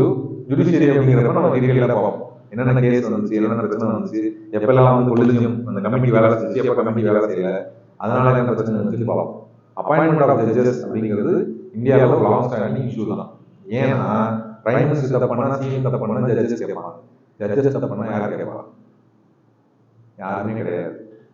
அது ஒரு பெரிய பிரச்சனை. அதை கேட்டப்ப அம்பேத்கர் வந்து எல்லாரும் என்ன சொல்லிட்டாங்க, judges are not meant to do wrong சொல்லிட்டாங்க. ஜட்ஜஸ் அப்படிங்கிறது தப்பு பண்ணக்கூடாது, அவர் கடவுள் மாதிரி அப்படிங்கிற ஒரு பொசிஷன்ல இந்தியாவில் வச்சாங்க. புரியுதா? ஜட்ஜஸ் வந்து தப்பு பண்ணா கேட்கறதுக்கு ஆள் கிடையாது. அதான் உண்மையான ரியல் ஃபேக்ட். நீங்க அவர் கேட்கவும் முடியாது, டிஸ்கஸ் கூட பண்ண முடியாது. அவர் செஞ்ச ஜட்ஜ்மெண்ட் ரைட்டா ஆகாங்க நீங்க பேப்பர்ல போய் டிஸ்கஸ் பண்ணீங்கன்னா உங்களுக்கு உறுதி கொடுப்பாங்க.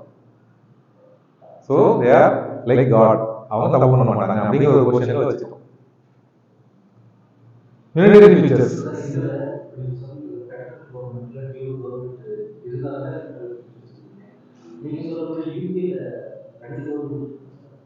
அதான் எல்லாமே வந்து 100% ஃபெடரல், 100% யூனிடரி யாருமே இருக்க மாட்டாங்க.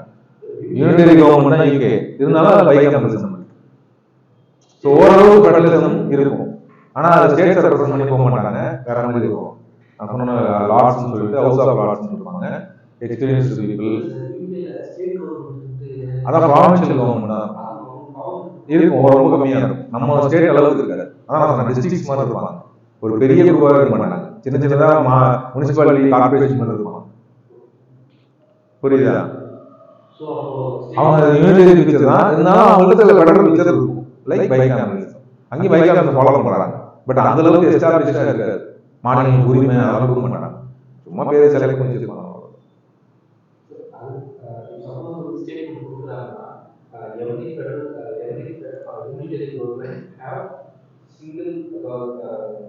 அப்படி கொடுக்க மாட்டாங்க. அப்படி கொடுக்க மாட்டாங்க. மாறி தான் கேட்பாங்க. எப்படி கேட்பாங்கன்னா, சிங்கிள் கவர்மெண்ட்ல ஆப்சன்ஸ் ஆஃப் பைகாமலிசம் இல்ல bicameralism future of federal or not அப்படிதான் கேட்பாங்க. பைகாமலிசம் ஃபெடரலிசமா இல்லையா, பைகாமலிசம் இல்ல அப்படின்னா யூனிடரிக்குள்ள வருமா அப்படின்னு தான் கேட்பாங்க. தவிர யூனிடரினா கண்டிப்பா பைகாமலிசம் இருக்காது, ஃபெடரலிசம் கண்டிப்பா பைகாமலிசம் இருக்கும் அப்படின்னு கேட்க மாட்டாங்க. பைகாமலிசம் ஃபெடரலிசம் தான் கேட்பாங்க. ஆமா ஃபெடரலிசம் நீங்க சொன்னா யூபிஎஸ்சி எப்பவுமே தெளிவா இருக்கும். புரியுதா? அவங்க क्वेश्चंस கிளியரா இருக்கும். மற்ற எக்ஸாம்ஸ் மாதிரி இந்த கான்செப்ட்ல ரெண்டு டவுட் இருக்கு அப்படிலாம் கேட்கவே மாட்டான். அவன் கிளியரா கேட்பான். அதுல ஒரு டவுட்ஸ் இருக்கு, பிரச்சனை இருக்குன்னா கேட்க மாட்டான். அந்த மாதிரி நீங்க கேக்குறீங்கல்ல, இது வந்து கண்டிப்பா பைகாமலிசம் இல்லைன்னா யூனிடரி அப்படிங்கிற மாதிரி கேட்க மாட்டான். ஏன்னா practically not possible. Unitary government பைகாமலிசம் வச்சிருக்காங்க, பைகாமலிசம் வச்சிருக்கவங்க ஃபெடரலிசம் இல்லாம இருக்காங்க. பைகாமலிசம் இருந்தாலுமே ஃபெடரலிசம் ஃபாலோ பண்ணாம இருக்காங்க. புரியுதா? ஃபெடரலிசம் தான் பைகாமலிசம் போட்டுருக்கோம். ஆனா பைகாமலிசம் வச்சுமே ஃபெடரலிசம் எதுவுமே ஃபாலோ பண்ணாத கவர்மெண்ட் இருக்கு. அதனால क्वेश्चन கேட்க மாட்டாங்க. பைகாமலிசம் இருந்தாலே ஃபெடரலிசம் தானா அப்படிலாம் கேட்க மாட்டாங்க. அந்த எக்ஸ்ட்ரீம் கண்டிஷன்ஸ் கேட்க மாட்டாங்க. ஓகேவா? அந்த மாதிரி கேட்கறாங்கன்னா கண்டிப்பா தப்பா இருக்கும் தான் கேட்பாங்க. உங்களுக்கு கன்ஃபியூஷன் வர மாதிரி கேட்க மாட்டாங்க. ஓகேவா? Bicameralism is federal government feature. Unitary government first feature single government. National government is my great regional governments. ஒரு நேஷனல் கவர்மெண்ட் இருக்கும், அவங்க தான் என்ன பண்ணுவாங்க, அப்பாயிண்டீஸ் போடுவாங்க. யூகே தான் எக்ஸாம்பிள். ப்ராவின்சஸ்ல நீ போய் இந்த வேலையை பாரு, நீ அந்த வேலையை பாரு அப்படிங்கிற மாதிரி போடுவோம். மேயர் மாதிரிலாம் போடுவாங்க. ஒரு இன்டைரக்ட் எலெக்ஷன் நடக்கும். பட் ப்ராப்பரா ஒரு சிஎம், ஒரு எம்எல்ஏ, ஸ்டேட் ஸ்ட்ரக்சர்லாம் இருக்காது. Central government, local government. Constitution may be written by France or unwritten by Britain. ரெண்டுமே யூனிடரி. பிரான்ஸும் சரி, பிரிட்டனும் சரி. அதுல ஒன்னு எழுதி இருக்கும், ஒன்னு எழுதல. அப்ப நீங்க கேட்ட மாதிரி நீங்க கேட்க மாட்டாங்க. Unitary feature compulsory they will have unwritten constitution அப்படின்னு கேட்க மாட்டாங்க. they may be written unwritten also. But நமக்கு என்ன அப்படின்னா written constitution சொன்னாலும் ஃபெடரல் ஃபீச்சர், அது ஃபிக்ஸ்ட். இதுல வந்து ரிட்டனா இருந்தும் ஃபெடரல் இல்லாம இருக்கலாம். லைக் பிரான்ஸ் எழுதின கான்ஸ்டியூஷன் தான். ஆனா யூனிடேரியம் எழுதின பேர் என்ன பண்ணா யூனிடேரியம் எழுதிட்டாங்க. புரியுதா? யூகேல பெருசா டீடைலா எழுதிக்க மாட்டாங்க, பேரு தான் கான்ஸ்டியூஷன் இருக்கும், ரொம்ப டீடைலா இருக்காது. ஏன்னா தனித்தனி லா இருக்கு எல்லாத்துக்குமே, ஒரு சோர்ஸ் புக்ல இருந்து எல்லாம் தனித்தனி லாஸ் இருக்கு.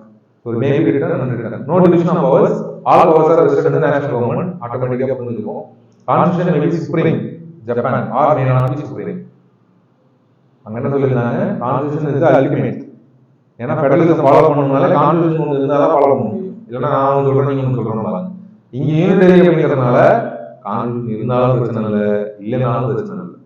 இருந்தாலும் யூனிடரி எப்படி வச்சுப்பாங்க, இல்லைனாலும் பிரச்சனை இல்லை. ஏன்னா அவன் சொல்ல போறான் கான்ஸ்டிடியூஷன் இல்லாலும் இருந்தாலும் யூனியன் கவர்மெண்ட் சொல்றதுதான் நடக்க போகுது.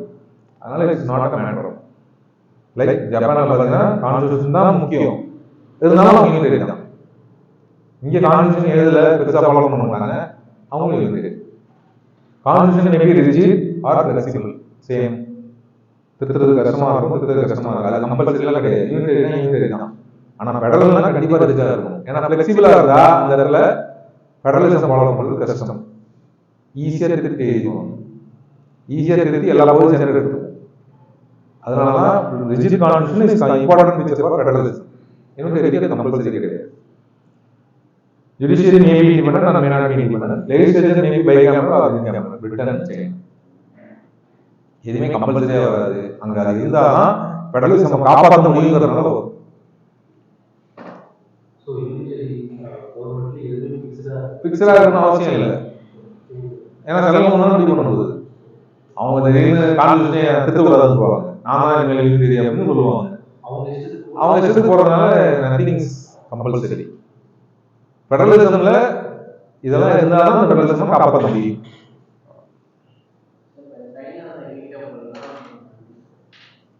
ரெண்டாவே இருக்காது. தமிழ்நாட்டில் எப்படி இருக்கு, பாண்டிச்சேரி எப்படி இருக்கு, ஒரே அந்த மாதிரி இருக்கும். எம்எல்ஏஸ் மட்டும் தான் பிரசிடென்ட் எலெக்ஷன் நடப்பாங்க. அங்க சைனாவில் சைனா சிங்கிள் பார்ட்டி கண்ட்ரி, நம்ம ஊர்ல மல்டி பார்ட்டி கண்ட்ரி.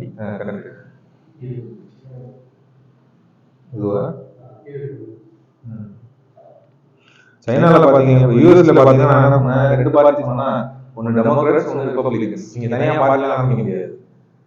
ஒன்னு நீங்க எவரான என்ன பண்ணணும், ஒன்னு ரிபப்ளிகன்ல போய் சேரணும், அவங்க ஐடியாலஜி இருப்பாங்க, அவங்க செய்யற ஐடியாலஜி தான் ஒரு ஆப்போசிட்டா இருக்கும். டெமோக்ராட்ஸ் அப்படிங்கிறவங்க ஹிலரி கிளின்டன், அந்த கிளின்டன் ஃபேமிலிலாம் வரும், ஒபாமா ஃபேமிலிலாம் வரும். இவங்க எல்லாம் என்ன பண்ணுவாங்க அப்படின்னா ஃப்ரீலாம் நிறைய பண்ணுவாங்க, ரஷ்யாவுக்கு அகேன்ஸ்டா இருப்பாங்க, நேஷனலிசம் அப்படிப்பாங்க, அமெரிக்கா தான் முதல்ல தாய்நாடு அதுலாம் பேசுவாங்க, கே ரைட்ஸ் ஹோமோசெக்சுவல் ரைட்ஸ்லாம் அவங்க அதிகமாக கொடுப்பாங்க. இதுக்கு அப்படியே ஆப்போசிட் கன்சர்வேட்டிவ்ஸ், யாரு ரிபப்ளிகன்ஸ், ட்ரம்ப் பார்ட்டி மாதிரி. அமெரிக்கா இஸ் ஃபார் அமெரிக்கன்ஸ் அப்படின்னு சொல்லுவாங்க, டெமோக்ராட்ஸ் சொல்ல மாட்டாங்க. ஸோ அப்போ நீங்கள் ஆட்டோமேட்டிக்காக ஏதாவது சைடு எடுத்து தான் ஆகும். ஒன்று லிபரலாக இருக்கு, எல்லாரும் யாரா இருக்கலாம், என்ன வேணா பண்ணலாம் அப்படின்னா டெமோக்ராட் போய் சேர்ந்தது. இல்லை அமெரிக்கானா ஒயிட் பீப்புள் தான், முதல்ல ஆப்பிரிக்கன் அமெரிக்கன் வெளியே இருந்தது, இந்தியன்ஸ் முதல்ல வளர்த்தி இருந்தது, இந்த மாதிரி பேசியிருந்தீங்கன்னா நீங்க அங்கே சேர்ந்துரு. ரெண்டே கான்செப்ட் தான் யூஎஸ்ஏல. இந்தியாவில் பார்த்தீங்க அப்படின்னா நீ எந்த ஜாதியில் இருக்க, நீ எந்த ரிலீஜியன்ல இருக்க, அதை பொறுத்து உங்க கட்சியில போய் சேர்ந்துருக்கு. நூற்றுக்கணக்கான கட்சி இருக்கு. நூற்றுக்கணக்கான கட்சியில நீ எதெல்லாம் போய் சேர்ந்துக்கலாம். மல்டி பார்ட்டி சிஸ்டம், அங்க டுவல் பார்ட்டி சிஸ்டம். சைனால என்னன்னா ஒரே பார்ட்டி தான். அந்த ஒரே பார்ட்டியில பார்ட்டிக்குள்ள எலெக்ஷன் நடக்கும். இந்த வாட்டி நீ தலைவராக இருக்கு, அடுத்த வாட்டி நான் தலைவராக இருக்கேன். நீ இன்னொரு பார்ட்டிலாம் போய் போக முடியாது. அந்த பார்ட்டி சொல்றதான் கேட்கணும், அந்த பார்ட்டியோட ஐடியாலஜி தான் நீ ஃபாலோ பண்ணணும். அதனால China is more of communist அப்படிம்பாங்க. கம்யூனிஸ்ட்னா கம்யூனிசம், கேபிட்டலிசம், இண்டிபெண்டன்ஸ். கம்யூனிசம்னா கேபிட்டலிசம் எதை பேஸ் பண்ணி லேபர் போஸ் பண்ணி கம்யூனிசம்.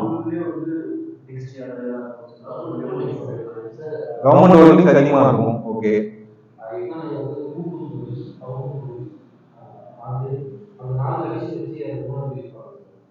கேபிட்டலிசம் வந்து பிரைவேட் மார்க்கெட் தான் எல்லாத்தையுமே எதை ப்ரொடியூஸ் பண்ணுவோம், அவங்களுக்கு எது லாபமோ அது பிரைவேட்டோட ஹேண்ட்ல. சரி, கம்யூனிசம்னா கம்யூனிசம் வந்து கவர்மெண்டோட கண்ட்ரோல் எது ப்ரொடியூஸ் பண்ணணும், இது அவங்களோட. சரி, இது வந்து நீங்க கவர்மெண்ட் ஆங்கிள் சொல்றீங்க. ஜெனரலா கம்யூனிசம்னா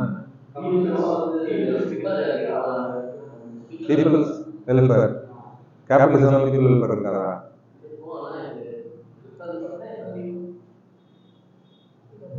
ஆட்சி செய்யறது சொல்றீங்க, ஆட்சி செய்யறதுல வந்து பயந்து வீட்டில் சொல்றீங்க கம்யூனிசம் எப்படி பண்ணுவாங்க. நான் ஜெனரலா அந்த கான்செப்டா கேட்கறேன். கால்மார்க்ஸ் சொன்ன கம்யூனிசம் என்னது, ஆடம் ஸ்மித் சொன்ன கேபிட்டலிசம் என்னது, வெறும் கம்யூனிசம் என்ன கத்தி படத்துல விஜய் என்ன சொன்னாரு, அதை சொல்லுங்க. கேபிட்டலுக்கு கம்யூனிசம் அப்படின்னாலே எவ்ரிதிங் இஸ் ஃபார் எவ்ரிஒன், எல்லாருக்குமே எல்லாமே கிடைக்கணும் அப்படிங்கிறது தான் கம்யூனிசம். அத எல்லாருக்குமே எல்லாமே கிடைக்கணும் அப்படிங்கிறப்ப நிறைய பார்ட்டிஸ் இருக்கு, மல்டி பார்ட்டி இருக்கு, நிறைய பேருக்கு பிரைவேட் பிசினஸ் எல்லாம் வச்சு கொடுக்குறோம், உனக்கு முன்னால முடிஞ்சா நீ சம்பாதிச்சுக்க அப்படிங்கிற மாதிரி சொன்னாங்கன்னா எல்லாருக்கும் கிடைக்காது. ஏன்னா ஒருத்தர் அதிகமா சம்பாதிப்பாரு, அம்பானி மாதிரி அவங்களே எல்லாருக்கும் வச்சுப்பாங்க, ஒருத்தர் பணமே இல்லாம இருப்பாரு. அப்ப கம்யூனிசத்துக்கு கீழே தான் நீங்க சொல்ற அந்த கான்செப்ட் எல்லாம் வருது, பிரைவேடைசேஷன், இது எல்லாமே கம்யூனிசத்துக்கு கீழே வரும். மேஜரா கம்யூனிசம்னா எல்லாரும் பிரிச்சு கொடுக்குது. எல்லாத்தையும் யாராவது பிரிச்சு கொடுக்கணும் அப்படின்னா எல்லாத்தையும் கவர்மெண்ட் கண்ட்ரோல் இருக்கணும், எல்லாத்தையும் கவர்மெண்ட் கண்ட்ரோல்ல இருக்கணும். அப்படிதான் சைனால பண்ணுவாங்க. அதனாலதான் அது கம்யூனிசம் சொல்றோம். கம்யூனிசம்னாலே கவர்மெண்ட் கண்ட்ரோலும் கிடையாது, கம்யூனிசம் எல்லாமே எல்லாரும் கிடைக்கணும். அதை இம்ப்ளிமெண்ட் பண்ணணும்னா பிரைவேட் கொடுக்க முடியாது, பிரைவேட் கொடுத்தாலே அவன் எடுத்து போயிடுவான், அதனால கவர்மெண்ட் கண்ட்ரோலே வச்சிருப்பாங்க. ஸோ கம்யூனிசம் அப்படிங்கிறது வேற, அதனோட இம்பாக்ட் தான் கவர்மெண்ட் கண்ட்ரோல் அப்படிங்கிறது. யூஎஸ்ஏ பார்த்தீங்க அப்படின்னா கம்ப்ளீட்லி மார்க்கெட் பேஸ்டு, உன்னால முடிஞ்சா நீ சம்பாதிச்சுக்க, முடியலையா செத்துரு, இது கேபிட்டலிசம். ஸோ அப்போ வந்து கவர்மெண்ட் கண்ட்ரோல் கம்மியா இருக்கும், கம்மியா தான் இருக்குமே தவிர இல்லாம இருக்காது. அவங்க டாக்ஸ் போடுவாங்க, ரூல்ஸ் அண்ட் ரெகுலேஷன்ஸ் போடுவாங்க. ஸோ சைனால என்னன்னா அந்த சிங்கிள் பார்ட்டி சொல்றது தான்.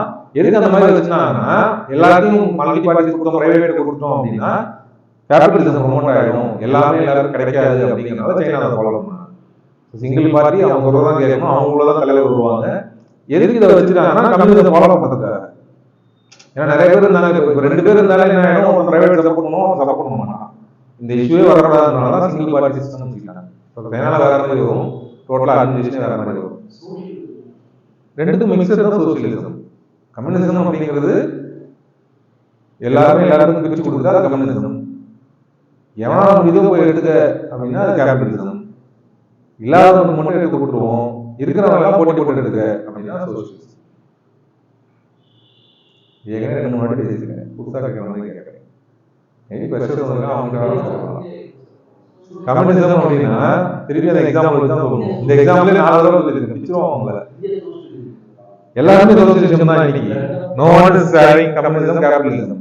உலகத்துல எங்கேயுமே கேபிட்டலிசம் கிடையாது, கம்யூனிசம் கிடையாது, எல்லாருமே சோசியலிசம் தான். 4 ஆப்பிள் இருக்கு, 4 பேர் இருக்காங்கன்னா என்ன பண்ணுவாங்க கம்யூனிசம்?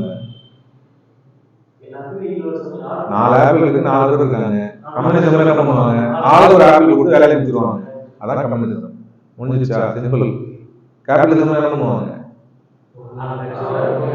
4 ஒண்ணா வச்சுருவாங்க, அன்னிங்க வச்சுருவாங்க, யாரு வேணுமோ போய் எடுத்துக்க. ஃபர்ஸ்ட் போறோம் 4 பயில போட்டு போயிடு, பின்னாடி போன ஒண்ணு இல்லைன்னா செத்துது, அதான் கேபிட்டலிசம். சோசியலிசம் என்ன பண்ணுவாங்க? அது ஒரு ஹேண்டிகேப் ஒருத்தர் இருக்காரு, ஒரு குழந்தை ஒன்று இருக்கு அப்படின்னா அந்த குழந்தைக்கு ஹேண்டிகேப் ஒரு ஆப்பிள் கொடுத்துருவாங்க. மீதி 2 பேர் நார்மலா இருக்காங்க அப்படின்னா 2 பேர் மட்டும் போயிட்டு நீ 2 ஆப்பிள் இருக்கு வேணா எடுத்துக்க. அவங்க 2 பேரும் என்ன பண்ணுவாங்க? ஒருத்தர் போய் ஒரு 2 ஆப்பிள் எடுத்துட்டு இன்னொருத்தர்கிட்ட எனக்கு இந்த வேலையை செஞ்சு கொடு, நான் ஆப்பிள் தரேன்னு சொல்லுவார். ஸோ அவர் வேலை செய்யணும். இதுதான் சோசியலிசம். இதுதான் வேலைக்கு போறோம்னா செய்யணும். கடைசிக்கு அதை திருப்பி சொல்லணும். 4 ஆப்பிள் இருக்கு, கம்யூனிசம்னா 4 பிரிச்சு கொடுத்தா கம்யூனிசம், எல்லாமே எல்லாரும் சமம். கேபிட்டலிசம்னா காம்படிஷன் பேஸ்டு, பிரைவேட் பேஸ்டு, எவனாலும் இதுவும் எடுத்துக்கும். இந்த மாதிரி கோட்டா கொடுக்குறது, ஹேண்டிகேப்க்கு கொஞ்சம் ப்ரிவிலேஜ் கொடுக்குறது, வயசானவங்களுக்கு ஹெல்ப் பண்றது, குழந்தைங்களுக்கு ஹெல்ப் பண்றது, ஒரு காஸ்ட் பேஸ்டு பிரச்சனையா இருக்கு, அவர் வந்து காம்படிஷன் சேர்த்து பண்றாங்க, ஒதுக்கி வைக்கிறாங்கன்னா அவருக்கு முன்னுரிமை தர்றது, இந்த வேலையெல்லாம் பண்ணுவாங்க. அதே டைம்ல நார்மலா மிச்சம் 2 பேர் இருக்காங்கன்னா அவங்க 2 பேரும் என்ன பண்ணுவாங்க? காம்படிஷன் பேஸ்ல 2 ஆப்பிள் இருக்கு, 2 பேர் எவனோ போய் எடுத்துட்டு போவாங்க. ஸோ அவங்க கேபிட்டலிசம் ஃபாலோ பண்ணுவாங்க, கம்யூனிசமும் ஃபாலோ பண்ணுவாங்க. இது 2 சேர்ந்தது தான் சோசியலிசம். இப்போதைக்கு உலகத்தில் எல்லாரும் சோசியலிசம் தான், யாராலையுமே கேபிட்டலிசம் 100% ஃபாலோ பண்ண முடியாது. யூஎஸ்ஏ என்னதான் கேபிட்டலிசம் சொன்னாலும் அங்கேயும் சீனியர் சிட்டிசன்ஸுக்கு சப்சிடிஸ் இருக்கு, அங்கேயும் மெடிக்கல் பெனிஃபிட்ஸ் தராங்க. அப்போ அதெல்லாம் எனக்கு இல்லாதவங்க தரது தானே, இல்லாதவங்க தரனா கம்யூனிசம் தானே. ஸோ அப்போ மிக்சர் தான், யாராலையும் 100% ஃபாலோ பண்ண முடியாது. சைனால பேர் தான் கம்யூனிசம், ஆனா பிரைவேட் கம்பெனி இல்லையா, பிரைவேட்ஸ் போட்டி போட்டு பணம் சம்பாதிக்கலையா? நடக்குது இல்ல, பணம் சம்பாதிக்காத கூடுதல் கேட்கறான், சம்பாதிக்கலாம் சம்பாதிச்சு என்ன சொல்றான்? மிக்ஸ் தான். ஓகேவா? அந்த கடைசியா 2 ஆப்பிள் இருக்கிறவங்க என்ன பண்ணுவாங்க இந்தியாவில்? போய் 2 பேரும் போய் ஒருத்தன் மட்டும் ஜெயிச்சு 2 ஆப்பிள் எடுத்துக்குவான். அவன் என்ன பண்ணுவான்? அந்த ஆப்பிள் எடுத்துருவான், பின்னாடி ஓடி வந்து எடுத்துருவான். அவன்கிட்ட காசு இல்லைன்னா என்ன பண்ணணும்? அவன்கிட்ட வேலைக்கு போகணும். வேலைக்கு போய் அவன் வேலை செஞ்சு கொடுத்து அவன் காலையில் அனுப்பி விட்டு அந்த ஆப்பிள் வாங்கிட்டு வரணும். புரியுதா? This is how economy works. இந்த பாயிண்ட்ஸ் எல்லாம் முடிஞ்சுச்சுல, பிரச்சனை இல்லையா? இந்த லட்சுமிகாந்த் தான் அம்மா கிளியர் பண்ணீங்களா? லட்சுமிகாந்த் தான் அந்த புதுசாக இந்த வீட்டில் அந்த போனோம் ஆர்டர் போட்டேன். ஆமாம், டூயல் சிஸ்டம் கிடையாது, 2 ஹவுஸ் கிடையாது, ராஜ்யசபா கிடையாது, ஒரே ஹவுஸ் ஒரே பார்ட்டி தான். எல்லா மெம்பர்ஸும் ஒரே பார்ட்டி சேர்ந்தவங்க தான். கொள்கையும் ஒண்ணுதான், முடிவும் ஒண்ணுதான். தலைவர் மட்டும் மாத்திப்பாங்க. அந்த பார்ட்டியில யார் தலைவர் ஆகிறாங்களோ அவர் தான் பிரசிடென்ட்.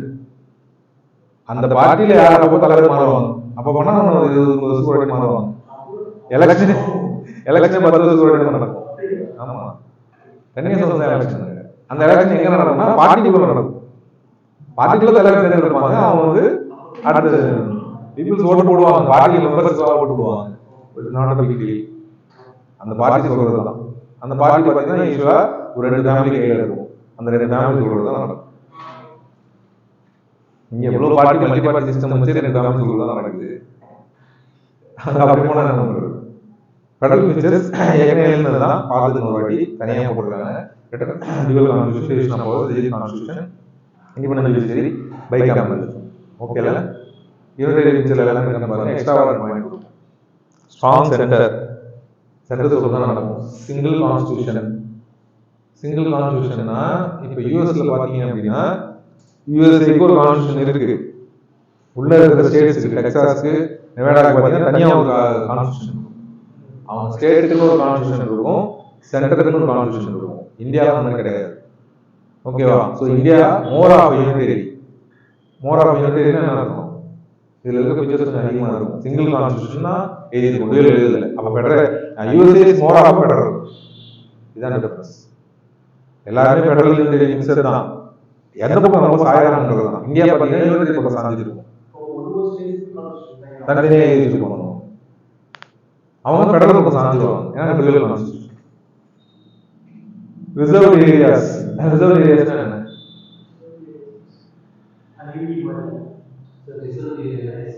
அது ஓகே. இங்க வந்து யூனிட்டி தான் சொல்றாங்க. சில ஏரியாஸ் வந்து என்ன பண்ணுவாங்க, சென்ட்ரல் அட்மினிஸ்ட்ரேஷன் கீழே வச்சுக்குவாங்க. சென்ட்ரல் அட்மினிஸ்ட்ரேஷன் கீழே வச்சுக்குவாங்க. ஸ்டேட்டுக்கு எல்லாத்தையும் கொடுக்க மாட்டாங்க. யூஎஸ்ல பார்த்தீங்கன்னா எல்லாமே ஸ்டேட் கீழே தான் வந்துருவாங்க. அவங்க ஸ்டேட் தனியாக எடுத்துப்பாங்க. இந்தியாவில் பார்த்தீங்கன்னா எல்லாமே சென்ட்ரல் கவர்மெண்ட்டும் சில எல்லாத்தையும் வச்சுருப்பாங்க, கொடுக்கவே மாட்டாங்க. ஜுடிஷியரி ஏற்கனவே பார்த்ததுதான். இன்டகிரேட்டட் ஜுடிஷியரி, இண்டிபெண்டன்ட் ஜுடிஷியரி அப்படிங்கிறது ஃபெடரல் ஃபீச்சர்ல வரலாம். பட் இன்டகிரேட்டட் ஜுடிஷியரி அப்படிங்கிறது யூனிட்டரி ஃபீச்சர்ல வரும். ஜுடிஷியரியை பார்த்தீங்க அப்படின்னா ஹைகோர்ட்டுக்கு தனியாக அட்மினிஸ்ட்ரேஷன், சுப்ரீம் கோர்ட்டுக்கு தனியாக அட்மினிஸ்ட்ரேஷன் வராது. எல்லாரும் ஒன்னா வருவாங்க. ஹைகோர்ட்டு, சுப்ரீம் கோர்ட் எல்லாம் பார்த்தீங்கன்னா அட்மினிஸ்ட்ரேஷன் ஒன்னா வரும், தனித்தனியாக வராது. புரியுதா? இண்டிபெண்டன்ட் ஜுடிஷியரின்னு கேட்டாங்கன்னா நீங்க ஃபெடரல் ஃபீச்சர்ல போடலாம். இன்டகிரேட்டட் ஜுடிஷியரினா ஜுடிஷியரி ஒன்னா வரும், மேல இருந்து கீழே வரைக்கும் பார்த்தீங்கன்னா ஒரே ஜுடிஷியரியா இருக்கும். அது யூனிட்டரி ஃபீச்சர் சொல்லலாம். ஆல் இந்தியா சர்வீஸ்னா என்ன?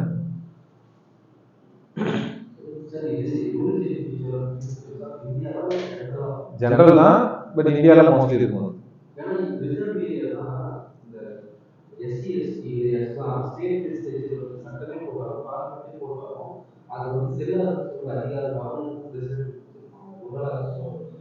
அதுவும் சொல்லுவாங்க. இப்போ வந்து தனியாக வரும், இன்னும் 2 சைடு எடுத்து வரும். கவர்னன்ஸ் பவர் எங்க இருக்குன்னு சொல்லிட்டு. சப்போஸ் இப்போ ஒரு எஸ்சி ஏரியா இருக்கு, ஷெட்யூல் ஏரியா இருக்கு, ஷெட்யூல் ட்ரைப் ஏரியா இருக்கு, ஒரு மலைவாழ் மக்கள் இருக்காங்க அப்படின்னா, சென்ட்ரல் கவர்மெண்ட் ஏதாவது லா போடுது அப்படின்னா கவர்னர் என்ன பண்ணலாம் அப்படின்னா, இல்ல ஒரு ஸ்டேட் கவர்மெண்ட் லா போடுது அப்படின்னா கவர்னர் வந்து சட்டம் ஏரியா செல்லாதுன்னு சொல்லலாம். ஒரு மலைவாழ் மக்கள் இருக்காங்க, திருச்சி பக்கத்துல ஒரு மலைவாழ் மக்கள் இருக்காங்க, ஒரு குறிப்பிட்ட ஏரியாவில் மக்கள் இருக்காங்க, ஒரு 2000 பேர் இருக்காங்க அப்படின்னா தமிழ்நாடு ஃபுல்லா ஒரு லா போடுறாங்க. இனிமேல் எல்லாரும் ஃபாலோ பண்ணணும், எல்லாரும் போயிட்டு ஆதார் கார்டு வாங்கன்னு சொல்றாங்க அப்படின்னா கவர்னர் என்ன பண்ணலாம், அந்த 2000 பேருக்கு மட்டும் ஆதார் கார்டு வேணும்னு சொல்லி சொல்லலாம், எக்ஸப்ஷன் கொடுக்கலாம். புரியுதா? இப்போ கவர்னர் இப்படி கொடுக்கறதுக்கான பவர் எங்க இருந்து வருது அப்படின்னா சென்ட்ரல் வருது. ஏன்னா கவர்னர் சென்ட்ரல் பண்ணுவாங்க. ஈவன் தோ ஸ்டேட் லா போடுறா அவர் தடுத்து நிறுத்துறாரு. ஸோ அப்போ வந்து யூனிட்டி பிக்சரா மாறும். புரியுதா? ஆனா நீங்க எக்ஸாக்டா யூஸ் சொல்ல முடியாது. ஏன்னா சென்ட்ரல் லா பண்ணலாம். ஆப்ஷன் சப்போஸ் நம்ம இந்த கொடுக்குறாங்க எஸ்சி எஸ்டி ஏரியா கூட பிரசிடென்ட் தான் சொல்ற அதிகாரம் ஸ்டேட் கவர்னர் தான் நம்ம ஸ்டேட்ல சென்ட்ரல். இதே மாதிரி இந்தியாவில ஏதாவது வந்து ஒரு தனி ஏரியா இருக்கு, ஒரு ஷெட்யூல் ஏரியா இருக்கு, அந்த ஏரியாவில் வந்து சட்டம் செல்லாதுன்னு சொல்லலாம், பிரசிடென்ட் சொல்லலாம். பிரசிடென்ட் வந்து பார்லிமெண்ட் சட்டம் போட்டாங்க, இந்தியாவில் சட்டம் சொல்லிட்டாங்க. ஆனா பிரசிடென்ட் என்ன பண்ணுவாரு, இந்த ஒரு 5000 மக்கள் இருக்காங்க அந்த ஊர்ல, அவங்க மட்டும் வேணாம்னு சொல்லிடுவாரு. அதே மாதிரி கவர்னர் சொல்லலாம், இந்த 5000 மக்கள் மட்டும் வேணாம் அப்படின்னு சொல்லிட்டு. ஸோ அப்போ ஈவன் ஸ்டேட் கவர்மெண்ட் லா போட்டாலுமே ஒரு சென்ட்ரல் அப்பாயின்ட் பண்ண ஒருத்தர் அந்த லாவை தடுத்து நிறுத்துறாரு. அப்போ ஸ்டேட் கவர்மெண்ட்டுக்கு பவர் கம்மியாகுது. அதனால இட்ஸ் யூனிட்டி பிக்சர்னு சொல்லலாம். ஓகேவா? இது இந்த இடத்துல சொல்லலாம். ஓகேவா? புரியுதா என்னன்னு? ஸ்டேட் கவர்மெண்ட் லா போட்டாலும் சென்ட்ரல்ல ஒரு அப்பாயின்மெண்ட் அத்தாரிட்டி தான் தடுத்து நிறுத்துறாரு. அதனால ஆல் இந்தியா சர்வீசஸ்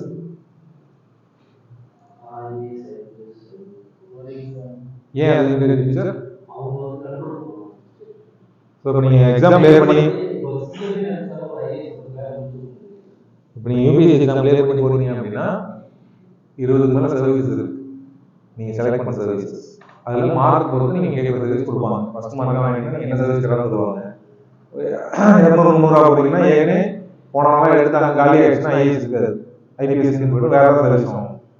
ஒரு 400 ரேங்க் வாங்குறீங்க அப்படின்னா ஐஏஎஸ் ஐபிஎஸ் ஐபிஎஸ்லாம் கிடைக்காது, ஃபாரின் சர்வீஸ் ஃபாரஸ்ட் சர்வீஸ்லாம் கிடைக்காது. என்ன கிடைக்கும் அதுக்கப்புறம் அப்படின்னா ஆடிட் அண்ட் அக்கௌண்ட் சர்வீஸ் இருக்கும், ரயில்வே சர்வீஸ் இருக்கும், எக்கனாமிக் சர்வீஸ் இருக்கும். இந்த மாதிரி நிறைய எல்லாத்துலேயுமே நல்ல போஸ்ட் கெசட்டட் போஸ்ட் தான். ஆனால் Indian administrative service IAS, Indian police service IPS, Indian forest service IFoS, இந்த 3 சர்வீஸ் மட்டும்தான் ஆல் இந்தியா சர்வீஸ். ஏன் ஆல் இந்தியா சர்வீஸ் பண்ணுறாங்க அப்படின்னா நீங்கள் சென்ட்ரல் கவர்மெண்ட் அத்தாரிட்டி கிடையாது, ஸ்டேட் கவர்மெண்ட் அத்தாரிட்டி கிடையாது. நீங்கள் வந்து சிஎம் கீழே வேலை செய்கிற ஆள் கிடையாது, பிஎம் கீழே வேலை செய்கிற ஆள் கிடையாது. ஆல் இந்தியாவுக்கு சர்வீஸ் பண்ணுறீங்க. புரியுதா? ஒரு சின்ன டிஃபரன்ஸ் இருக்கும். ஸோ இந்த ஆல் இந்தியா சர்வீஸ் அப்படிங்கிறது யார் செலக்ட் பண்ணுறாங்கன்னா யூபிஎஸ்சி தான் செலக்ட் பண்ணுது. யூபிஎஸ்சி இண்டிபெண்டன்ட் பாடி, அது எக்ஸாம் வந்து செலக்ட் பண்ணி கொடுக்குது. ஆனால் சென்ட்ரல் கவர்மெண்ட் தான் அட்மினிஸ்ட்ரேஷன் பண்ணுது. சென்ட்ரல் கவர்மெண்ட் தான் யூபிஎஸ்சி பார்த்துக்கிறாங்க. மாநிலம் ஒரு மாநிலத்துக்கு தனித்தனியாக யூபிஎஸ்சி இல்லை, ஒரே யூபிஎஸ்சி இந்தியாவில் இருக்கு. அவங்க செலக்ட் பண்ணி அனுப்புறாங்க. ஸோ அதனால யூனிட்டி பிக்சர்ல போட்டுருக்காங்க. ஒரு மொத்தமாக ஒரு ஆர்கனைசேஷன் செலக்ட் பண்ணி இந்தியாவுக்கே வேலைக்கு அனுப்புது. அப்போ இந்தியாவுக்கே வேலைக்கு அனுப்புறப்ப தமிழ்நாட்டில் ஒரு ஐஏஎஸ் வருவாரு, தமிழ்நாடு சிஎம் வந்து அவர் பிடிக்கலாம் வேலையை கொடுக்க முடியாது. ஏன்னா அப்பாயின்ட் வந்து யூபிஎஸ்சி சென்ட்ரல் கவர்மெண்ட். ஸோ அவங்க மூவ் பண்ணுறது தான் கொஞ்சம் கஷ்டம். இதே டைம்ல மாநிலங்களில் சர்வீஸ் கமிஷன் வைப்பாங்க, இங்கே டிஎஸ்பி எடுப்பாங்க, டெப்டி கலெக்டர்லாம் எடுப்பாங்க. அவங்கள சிஎம் நினைச்சா நம்ம பண்ணிக்கலாம். புரியுதா? அப்போ ஸ்டேட் கவர்மெண்ட்ல பண்ற எக்ஸாம் சர்ச் பண்றதுல ஸ்டேட் கவர்மெண்ட் பண்ணிக்கலாம், சென்ட்ரல் கவர்மெண்ட் எக்ஸாம் சர்ச் பண்றதுல சென்ட்ரல் கவர்மெண்ட் பண்ணலாம். இப்போ நான் சொன்ன audit account service, railway service, engineering service, இது எல்லாமே சென்ட்ரல் கவர்மெண்ட் ஜாப். நீங்க வந்து சென்ட்ரல் கவர்மெண்ட்டுக்காக வேலை பார்க்குறீங்க. உங்க தலைவர் யாருன்னா மினிஸ்டர், அந்த மினிஸ்டருக்கு நீங்க வேலை செய்யறீங்க. நீங்க வந்து ஒரு ரயில்வே சர்வீஸ் இருக்கீங்கன்னா ரயில்வே மினிஸ்டர் தான் உங்களோட ஹெட், அவர் கீழே தான் வேலை செய்யறீங்க. சென்ட்ரல் கவர்மெண்டோட எம்ப்ளாயி. ஆல் இந்தியா சர்வீஸ் அந்த கான்செப்ட்ல வராது. நீங்க வந்து ஒரு சென்ட்ரல் கவர்மெண்ட் எம்ப்ளாயோ ஸ்டேட் கவர்மெண்ட் எம்ப்ளாயோ கிடையாது. நீங்க வந்து ஆல் இந்தியாவுக்கு சர்வீஸ் பண்ற ஒரு அதிகாரி, ஒரு பியூரோக்ராட். ஓகேவா? உங்களுக்கு கொஞ்சம் இண்டிபெண்டன்ஸ் இருக்கும், பவர்ஸ் இருக்கும், ரெஸ்பான்சிபிலிட்டி வித்தியாசமா இருக்கும். இந்த 3 சர்வீஸ் மட்டும்தான் சென்ட்ரல் கவர்மெண்ட் எம்ப்ளாயிங்கிற கான்செப்ட் கீழே வராது. மிச்சம் எல்லாத்துக்கும் எதில் போனீங்கன்னாலுமே நீங்க central government employee. Indian foreign service போனீங்கனாலும் அப்படிதான். ஏன்னா இந்தியன் ஃபாரின் சர்வீஸ் வந்து இந்தியாவுக்கு வேலை செய்யறீங்க, இந்தியாவுக்காக போய் ரெப்ரசென்ட் பண்ணீங்க, இந்தியாவோட கவர்மெண்ட் தான் ஆளுங்க. இவங்க 3 பேரும் அப்படி கிடையாது. Forest service, police service, administrative service, இது மட்டும் கொஞ்சம் டிஃபர் ஆகும். ஓகேவா? இவங்க 3 பேரையும் அப்பாயின்ட் பண்ணி செலக்ட் பண்ணி போஸ்டிங் போடுறதுதான் சென்ட்ரல் கவர்மெண்ட். அதனால யூனிட்டி பிக்சர்ல போட்டிருக்காங்க. ஸ்டேட் கவர்மெண்ட் நினைச்சா ஓரளவுக்கு டிரான்ஸ்ஃபர் பண்ணலாம், இங்கிருந்து அங்கே கேட்கலாம், ட்ரான்ஸ்ஃபர் ரெக்வஸ்ட் பண்ணலாம், இங்கிருந்து மாற்றலாம், தவிர டிஸ்மிஸ் பண்ண முடியாது, பெருசாக ஆக்ஷன் எடுக்க முடியாது. அதுதான் தனி கமிட்டி வைக்கணும், வச்சு ப்ரூவ் பண்ணணும், அதான் பண்ண முடியும். ஓகேவா?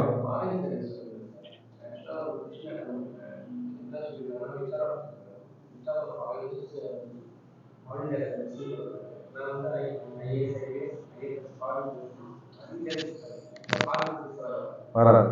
அதுதான் டிஃபரன்ஸ். ஆல் இந்தியா சர்வீஸ்ல ஃபாரின் சர்வீஸ் வராது. இது 3 மட்டும்தான் வரும். Indian forest service, Indian police service, Indian foreign சர்வீஸ்ங்கிறது கவர்மெண்ட் எம்ப்ளாயி. இது 3 தவிர மிச்சம் எதுல செஞ்சீங்கனாலுமே இவர் சென்ட்ரல் கவர்மெண்ட் எம்ப்ளாயி. இது 3 மட்டும் சென்ட்ரல் கவர்மெண்ட் எம்ப்ளாய்ங்கிற கான்செப்ட்ல வராது. ஓகேவா?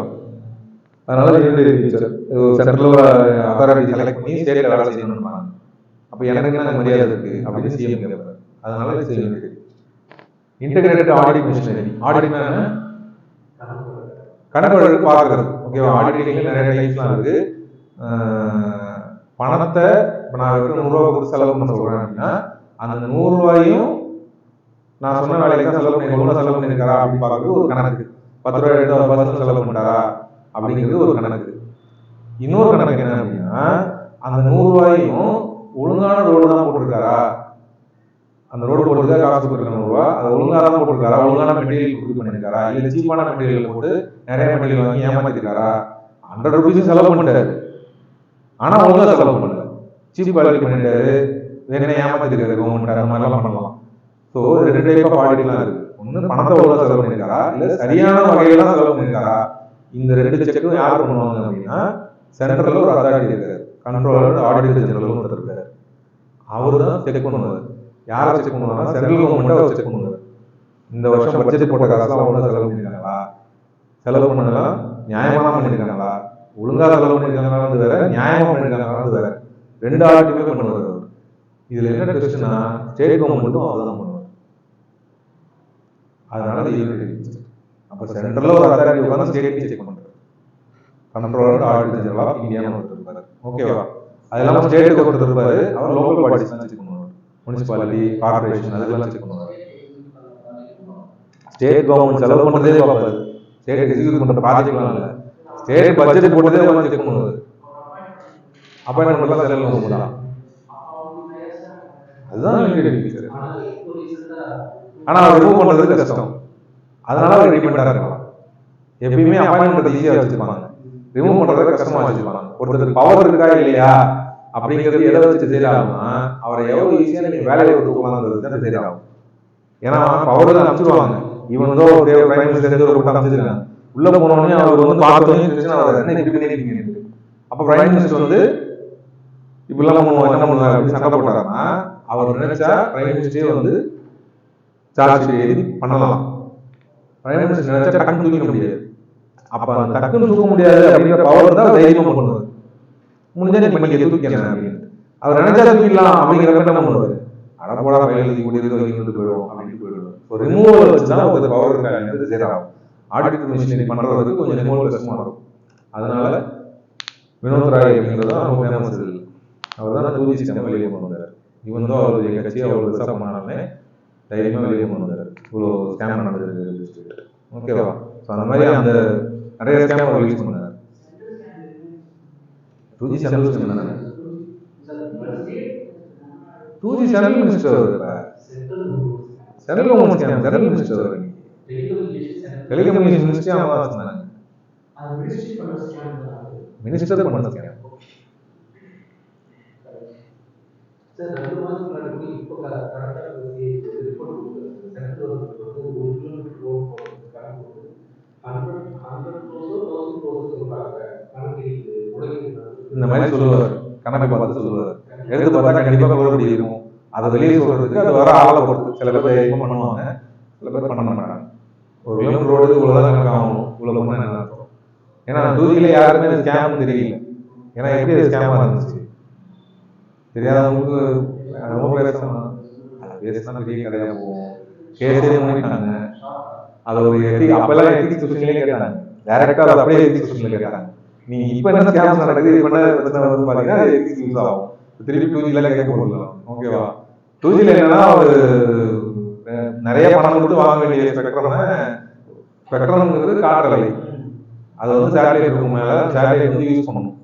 இந்த காத்தையே பிரிச்சு வச்சிருப்பாங்க, அந்த காற்று கேட்டகரியா அங்க இந்த காத்து பிரிச்சு வச்சிருப்பாங்க. சிம்பிளா சொன்னா சில காத்தெல்லாம் என்ன பண்ணுவாங்க, இந்த ஏர்செல் வந்து போன் யூஸ் பண்ணிக்க, பக்கத்துல இந்த காலத்துல என்ன பண்ணுவாங்க அதுல வேவ்ஸ் வச்சு அனுப்பலாம், அந்த காலத்துல வந்து ஏர்டெல் யூஸ் பண்ணிக்க அப்படின்னு பிரிச்சு கொடுப்பாங்க. காத்து யாரு சொன்னா கவர்மெண்ட் சொன்னோம், அதனால கவர்மெண்ட் பிரிச்சு கொடுக்கும். கவர்மெண்ட் பிரிச்சு கொடுக்குறப்ப காசு வாங்குவாங்க, ஏர்டெல்ல காசு வாங்குவாங்க, இவங்க கிட்ட காசு வாங்குவாங்க. அப்போ இன்டர்நெட் யூஸ் பண்ணா அவங்களுக்கு காசு வாங்குவாங்க. இந்த மாதிரி வயர்லெஸ் யாரெல்லாம் பண்றாங்களோ அவங்களுக்கு அந்த காத்தை பிரிச்சு கொடுத்து அவங்க காத்தை யூஸ் பண்ணிக்கிறதுக்கு இவங்க காசு வாங்குவாங்க. அப்படி வாங்குறப்ப ரொம்ப கம்மியா காசு வாங்கி கொடுத்தாரு. எவ்வளவு கம்மியா 2 லட்சம் கோடி கம்மியா வாங்கிட்டாரு. ஸோ நஷ்டம் இல்லை, அந்த 2 லட்சம் கோடி ஏன் வாங்கலன்னு கேட்டாரு. அதுதான் அவர் கேள்வி. அவரை பணத்தை வாங்கிட்டாரு, பணத்தை செலவு பண்ணிட்டாரு, அந்த கதையெல்லாம் வரல. 2Gல என்ன ஸ்கேம் அப்படின்னா, நீங்க ஏன் 2 லட்சம் கோடி கம்மியா வாங்குறீங்க, அப்ப அந்த பணம் எங்க, அதுல நீங்க ஒரு பர்சன்டேஜ் உங்களுக்கு வாங்கிருக்கீங்களே, அதனாலதான் அந்த ஸ்கேம் பெரிய ஸ்கேம்னு ஒரு காரணம் தான். அதோட எஸ்டிமேட்டை இமேஜின் பண்ணி கணக்கு போட்டாங்க. இந்த காத்தை இவ்வளவு வித்துருக்கலாம், நீ மார்க்கெட் ரேட் இவ்வளோ, 2 லட்சம் கோடி நீங்க கம்மியா வித்துறீங்க, அப்ப அவரு ஸ்கேம் போட்டாரு. அதனாலதான் ராஜா எங்க போனாலும் தைரியமா பேசுவாரு. அவர் எங்கேயுமே நீங்க கேள்வி கேட்டீங்கன்னா பயந்து ஒரு இது பண்ணிட்டு மாட்டாரு. நீங்க Hindi channel, Tamil channel, Times now, இருக்கிற பிஜேபி சேனல், எல்லா சேனலும் பேசுறாரு. பேசுறப்ப தைரியமா வந்து பேசுவாரு. அவர் கான்செப்ட் இதுதான், நான் மக்களுக்கு கம்மியான காசு தரதுக்காக நான் கம்மியா இருக்கேன், அந்த காசை நான் வாங்கினதுக்கான எவிடன்ஸ் கிடையாது, நான் வச்சிருந்ததுக்கான எவிடன்ஸ் கிடையாது, என்ன நீங்க ப்ரூவ் பண்ணவே முடியாது. அவரோட ஸ்டாண்ட் இதுதான். மக்களுக்கு அதனாலதான் கம்மியாச்சு. நீங்க எல்லாரும் டிவி யூஸ் பண்றாங்க, நெட் யூஸ் பண்றாங்க, அதனாலதான். இல்லைன்னா இன்னைக்குமே காசு ஏதாவது இருக்கும். ஒரு காலத்துல ஒரு மாசத்துக்கு 1 ஜிபி நீங்க 500 ரூபாய் கொடுத்தீங்க, இன்னைக்கு அன்லிமிட்டட் கொடுக்குறீங்களே, அதனால காரணம். இதான் அவரோட ஸ்டாண்ட். அதனாலதான் கேஸ் கடைசியில் ஜெயிக்கல. அந்த கேஸ் கடைசியில் எல்லாரும் ரிலீஸ் பண்ணாங்க. இது அப்பீல் பண்ணிட்டு தான் இருப்பாங்க, பட் சுப்ரீம் கோர்ட் ரிலீஸ் பண்ணாங்க. வேற நோ கேஸ் ஆஃப் இதுன்னு சொல்லி கனிமொழி எல்லாரும் ரிலீஸ் பண்ணாங்க. ஏன்னா பேஸ்ட் ஆன் திஸ் இதுதான். அவர் கதை தான் பண்ணுவார். அவரோட டோட்டல் கதை ஒரு வருஷமா ஃபாலோ பண்ண கதை நிறைய முன்னெல்லாம் நிறைய இருக்கு. நிறைய பிரைவேட் பிளேஸ்லாம் வருவாங்க, பெரிய பாலிடிக்ஸ் இருக்கு. பட் ஸ்டோரி தான், சிம்பிள் ஸ்டோரி தான். அவரோட ஸ்டாண்ட் இதுதான், நான் வாங்கல, ஆனால் கம்மியாக தான் கோட் பண்ணி விட்டேன், இதுக்கு தான் நம்மளுக்கு. அவர் கேள்வி என்னன்னா, நீங்க அதை வாங்கிட்டீங்க, நீங்க சக்தி எங்க வச்சிருக்கீங்க, யாரு தெரியும், காசை வாங்கி எங்க வச்சிருக்கீங்க அப்படின்னு சொல்லி. சரி, அதுக்கு போகணும். ஸ்டோரி இதெல்லாம் நீங்க அவுட் ஆஃப் போன் இன்ட்ரெஸ்ட் நீங்களே படிச்சு பார்க்கணும். விக்கிபீடியாவில் படிச்சீங்கனாலே வரும், ரொம்ப ஜாலியாக இருக்கும் ஸ்டோரிலாம். ஓகேவா? படிச்சுட்டு ஒரு ஒப்பீனியன் டெவலப் பண்ணுங்க. ரைட்டா வாங்கலாம், யார் பண்ணுறது நீங்களே யோசிச்சிங்க, அதை டெவலப் பண்ணிங்க. ஓகேவா? அதுல ஏதாவது பிரச்சனை வரும்னா அப்ப நம்ம டிஸ்கஸ் பண்ணுங்க, இன்னும் டிஸ்கஸ் பண்ணலாம். ஓகேவா? அப்போ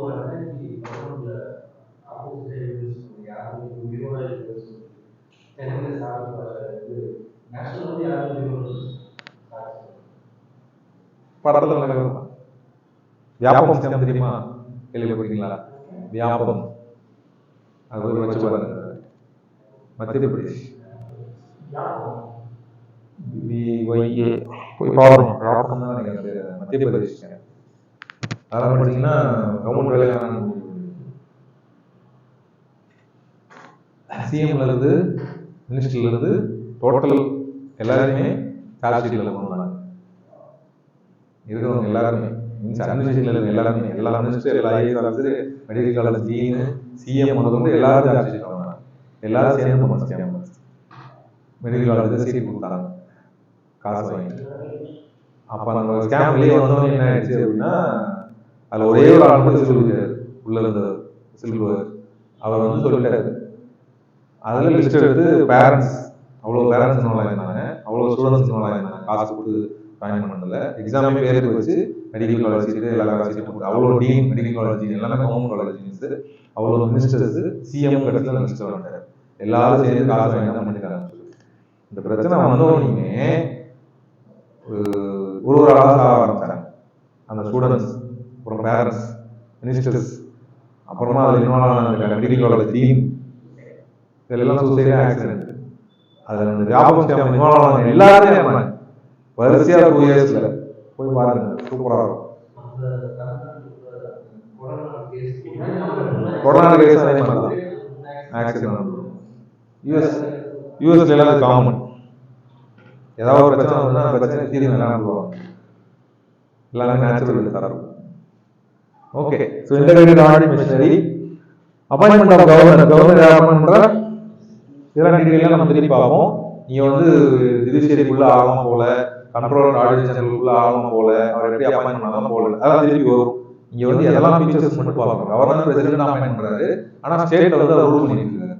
அப்ப அது வந்து ஃபெடரலிசம்க்கு ஆப்போசிட், யூனிட்டரி ஃபீச்சர். எலெக்ஷன்ஸ் யார் நடத்துறா? Election commission, central election commission தான் நடத்துது. ஸ்டேட்டுக்கு யார் நடத்துறாங்க? அவங்க தான் நடத்துறாங்க. ஸோ அப்ப எல்லாமே சென்ட்ரல் கையில் இருக்கு அப்படிங்கிற மாதிரி போகுது. அதனால யூனிட்டரி ஃபீச்சர். ஸ்டேட் நினைச்சா தனியாக எலெக்ஷன் படிக்காம பண்ண முடியாது. Veto rules. வீட்டோ அப்படின்னா என்ன? வீட்டோ நான் பார்க்கல, அதெல்லாம் திரும்பி தான் பார்ப்போம். வீட்டோ அப்படிங்கிறது இப்போ தமிழ்நாட்டில் பிரச்சனை வந்துச்சுல, ஒரு பில் அனுப்புறாங்க, நீட்டை ரிஜெக்ட் பண்ணி சிஎம் எம்எல்ஏஸ்லாம் சேர்ந்து பில் பாஸ் பண்ணி லெஜிஸ்லேச்சர்ல அனுப்புறாங்க. அனுப்பிச்சா எப்பயுமே பில்லு பார்லிமெண்ட் போட்டாலும் சரி, ஸ்டேட் போட்டாலும் சரி, அதுதான் லாவாக மாறும். அவங்க பேப்பர்ல சட்டம் எழுதுவாங்க, இனிமேல் எல்லாரும் ஃபாலோ பண்ணுது, இனிமேல் நீட் கிடையாது அப்படின்னு எழுதுவாங்க. எழுதிட்டு எம்எல்ஏஸ் எல்லாத்தையும் கொடுப்பாங்க, எல்லாரும் சப்போர்ட் பண்ணி கைவிட்டாங்க அப்படின்னா பாஸ் ஆகிடும். அது பாஸ் ஆனதுக்கு அப்புறம் அது பப்ளிஷ் பண்ணணும், கெசட்ல கவர்மெண்ட்ல பப்ளிஷ் பண்ணணும் அப்படின்னா பிரசிடென்ட் சைன் பண்ணணும். சென்ட்ரல்ல ஸ்டேட் யார் சைன் பண்ணணும்? கவர்மெண்ட் சைன் பண்ணணும். சைன் பண்ணாதான் அது வந்து கவர்மெண்ட்ல பப்ளிஷ் ஆகும். அவர் என்ன பண்ணுவார்? சைன் பண்ண மாட்டாங்க. அவருக்கு உரிமை இருக்கா சார்? இருக்கு. அதுதான் வீட்டோ. எதுக்கு அந்த உரிமை அவர் கொடுத்துருக்காங்க அப்படின்னா, சப்போஸ் ஸ்டேட் கவர்மெண்ட் வந்து இனிமேல் தமிழ்நாடு அப்படிங்கிறது தனி கண்ட்ரி அப்படின்னு ஒரு பில்லு போஸ்ட் பண்றாங்க அப்படின்னா கவர்மெண்ட் பார்த்து நிறுத்திடுவார். பாஸ் பண்ணக்கூடாது, கவர்மெண்ட் பண்ணக்கூடாது அப்படின்னு. அந்த மாதிரி இது நடத்தக்கூடாதுன்றதுக்காக கொடுத்த பவர். ஆனால் அதை பொலிட்டிக்கல் ரீசனுக்காக என்ன பண்ணுவாங்க, அங்கே ஒரு ஆட்சி இருக்கும், இங்கே ஒரு ஆட்சி இருக்கும், அது எதெல்லாம் பண்ணக்கூடாது பண்ணணும்னு நினைக்கிறாங்களோ அதை யூஸ் பண்ணி யூஸ் பண்ணுவாங்க. அதெல்லாம் நடக்கும். So veto power for governor. Governor பில்லை வாங்கி வச்சுட்டு நான் பிரசிடென்ட் கேட்க சொல்றேன் அப்படின்னு அப்படியே வச்சுக்கலாம். பிரசிடென்ட் போனதுக்கப்புறம் பிரசிடென்ட் ரிஜெக்ட் பண்ணலாம். சரி திருப்பி வந்துடுவார், ரெண்டாவது திருப்பி அனுப்புவார். இந்த மாதிரி அப்படியே அந்த பில்லே காலி பண்ணி விட்டுருவோம். ஸோ அந்த அளவுக்கு பவர் இருக்கு. ஓகேவா? ஸோ தட் இஸ் திருப்பி ரியலா அந்த டாபிக்ஸ்ல பார்க்கலாம். பார்லிமெண்ட் தமிழ்நாடு கவர்மெண்ட் அதுதான் எக்ஸாம்பிள். நீட்ல இருந்து 2-3 பில் அனுப்பிச்சாங்க, நிறைய பில் அப்படியே வாங்கி வச்சாரு. வாங்கி வச்சு என்ன பண்றீங்க, கொடுக்குறீங்களா கேட்டப்ப பாண்டிச்சேரியில கிரண்பேடி பெரிய இஷ்யூ வச்சு லட்சுமி நாராயணன் எம்பி இருக்காருல்ல, அவர் தான் கேஸ் போட்டு ஜெயிச்சாரு. என்ன சொன்னாங்க கேஸ்ல ஜட்மெண்ட்ல அப்படின்னா, கவர்னருங்கிறவங்க ஆட்சி செய்யக்கூடாது, மினிஸ்டர் சிஎம் என்ன சொல்றாங்களோ அதை கேட்டுதான் நடக்கணும், அவங்க போட சொன்னா போடுங்க அப்படின்னு ஜட்மெண்ட் இருந்துச்சு. Lakshmi Narayanan state of Pondicherry case. ஆமா, நியாயமா இருந்துச்சு. அது என்னன்னா என் வேலை நடக்காது, பாஸ் பண்ணுவாங்க நடக்காது, அட்மினிஸ்ட்ரேஷன் அப்படியே இருக்கும் லாக் ஆகி. அதெல்லாம் பிரச்சனை. தமிழ்நாட்டில் இனிமேல் மட்டும் சொல்லி அவங்க பாஸ் பண்ணுவாங்க, நடக்காது. பாஸ் பண்றதுக்கு ஒரு உரிமை இருக்கு, ஆனா அதை அலோவ் பண்ணணும். அலோவ் பண்ணாதானே. இப்ப என்ன பண்ணுவாங்க, தமிழ்நாட்டில் இருக்கிற மெடிக்கல் காலேஜ் எல்லாத்தையுமே தமிழ்நாட்டில் படிச்சவங்க எல்லாருக்கும் சீட் இருக்கு, தமிழ்நாட்டில் மெடிக்கல் காலேஜ் இருக்கு, தமிழ்நாட்டில் மாசம் படிக்கிறாங்க, அவங்களாம் தமிழ்நாடு மெடிக்கல் காலேஜ் அட்மிஷன் தருவோம், நீட் பேஸ் பண்ணி தர மாட்டோம், காலேஜ் பேஸ் பண்ணி நாங்களே கொடுத்துருவோம் அப்படின்னு கொடுத்துருவோம். அவ்வளவுதான். ஆனா அதை அலோவ் பண்ண மாட்டாங்க, இந்த பில்லை பாஸ் பண்ண மாட்டாங்க. பாஸ் பண்ண நடக்க வாய்ப்பு. அதுல ஒரு ஆன்லைன் போட்டா இருக்கும், அதுக்கு மட்டும் நீட் மூலமா அனுப்புங்க, நாங்க வச்சு சீட்லாம் நாங்களே ஃபில் பண்ணிக்கிறோம் அப்படின்னு சொல்லி கேட்பாங்க. சரி ஃபர்ஸ்ட் மார்க் தான் முன்னாடி தான் எக்ஸாம் வந்துச்சு. எக்ஸாம் இதெல்லாம் தெரியுமா உங்களுக்கு? தமிழ்நாட்டில் நல்லா என்ட்ரன்ஸ் எக்ஸாம் வந்துச்சு, பாண்டியிலே இருந்துச்சு தெரியுங்களா? யாராவது என்ட்ரன்ஸ் எழுதிங்களா? அந்த அளவுக்கு பண்ணிக்க நினைக்கிறேன். பாண்டிச்சேரியில் என்ட்ரன்ஸ் எழுதினா சீட்டு கிடைக்கும் கவர்மெண்ட் காலேஜில், தெரியுங்களா? உங்க அண்ணன் அண்ணன் அக்காலாம்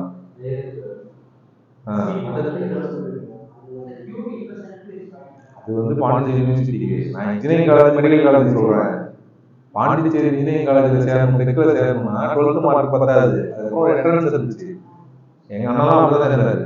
எங்க அண்ணா வந்து 12th வந்து 1000 மார்க் தான், 1004 நினைக்கிறேன், 1000 மார்க் நினைக்கிறேன். 170 60 தான் கரெக்டாகவே இருக்கு.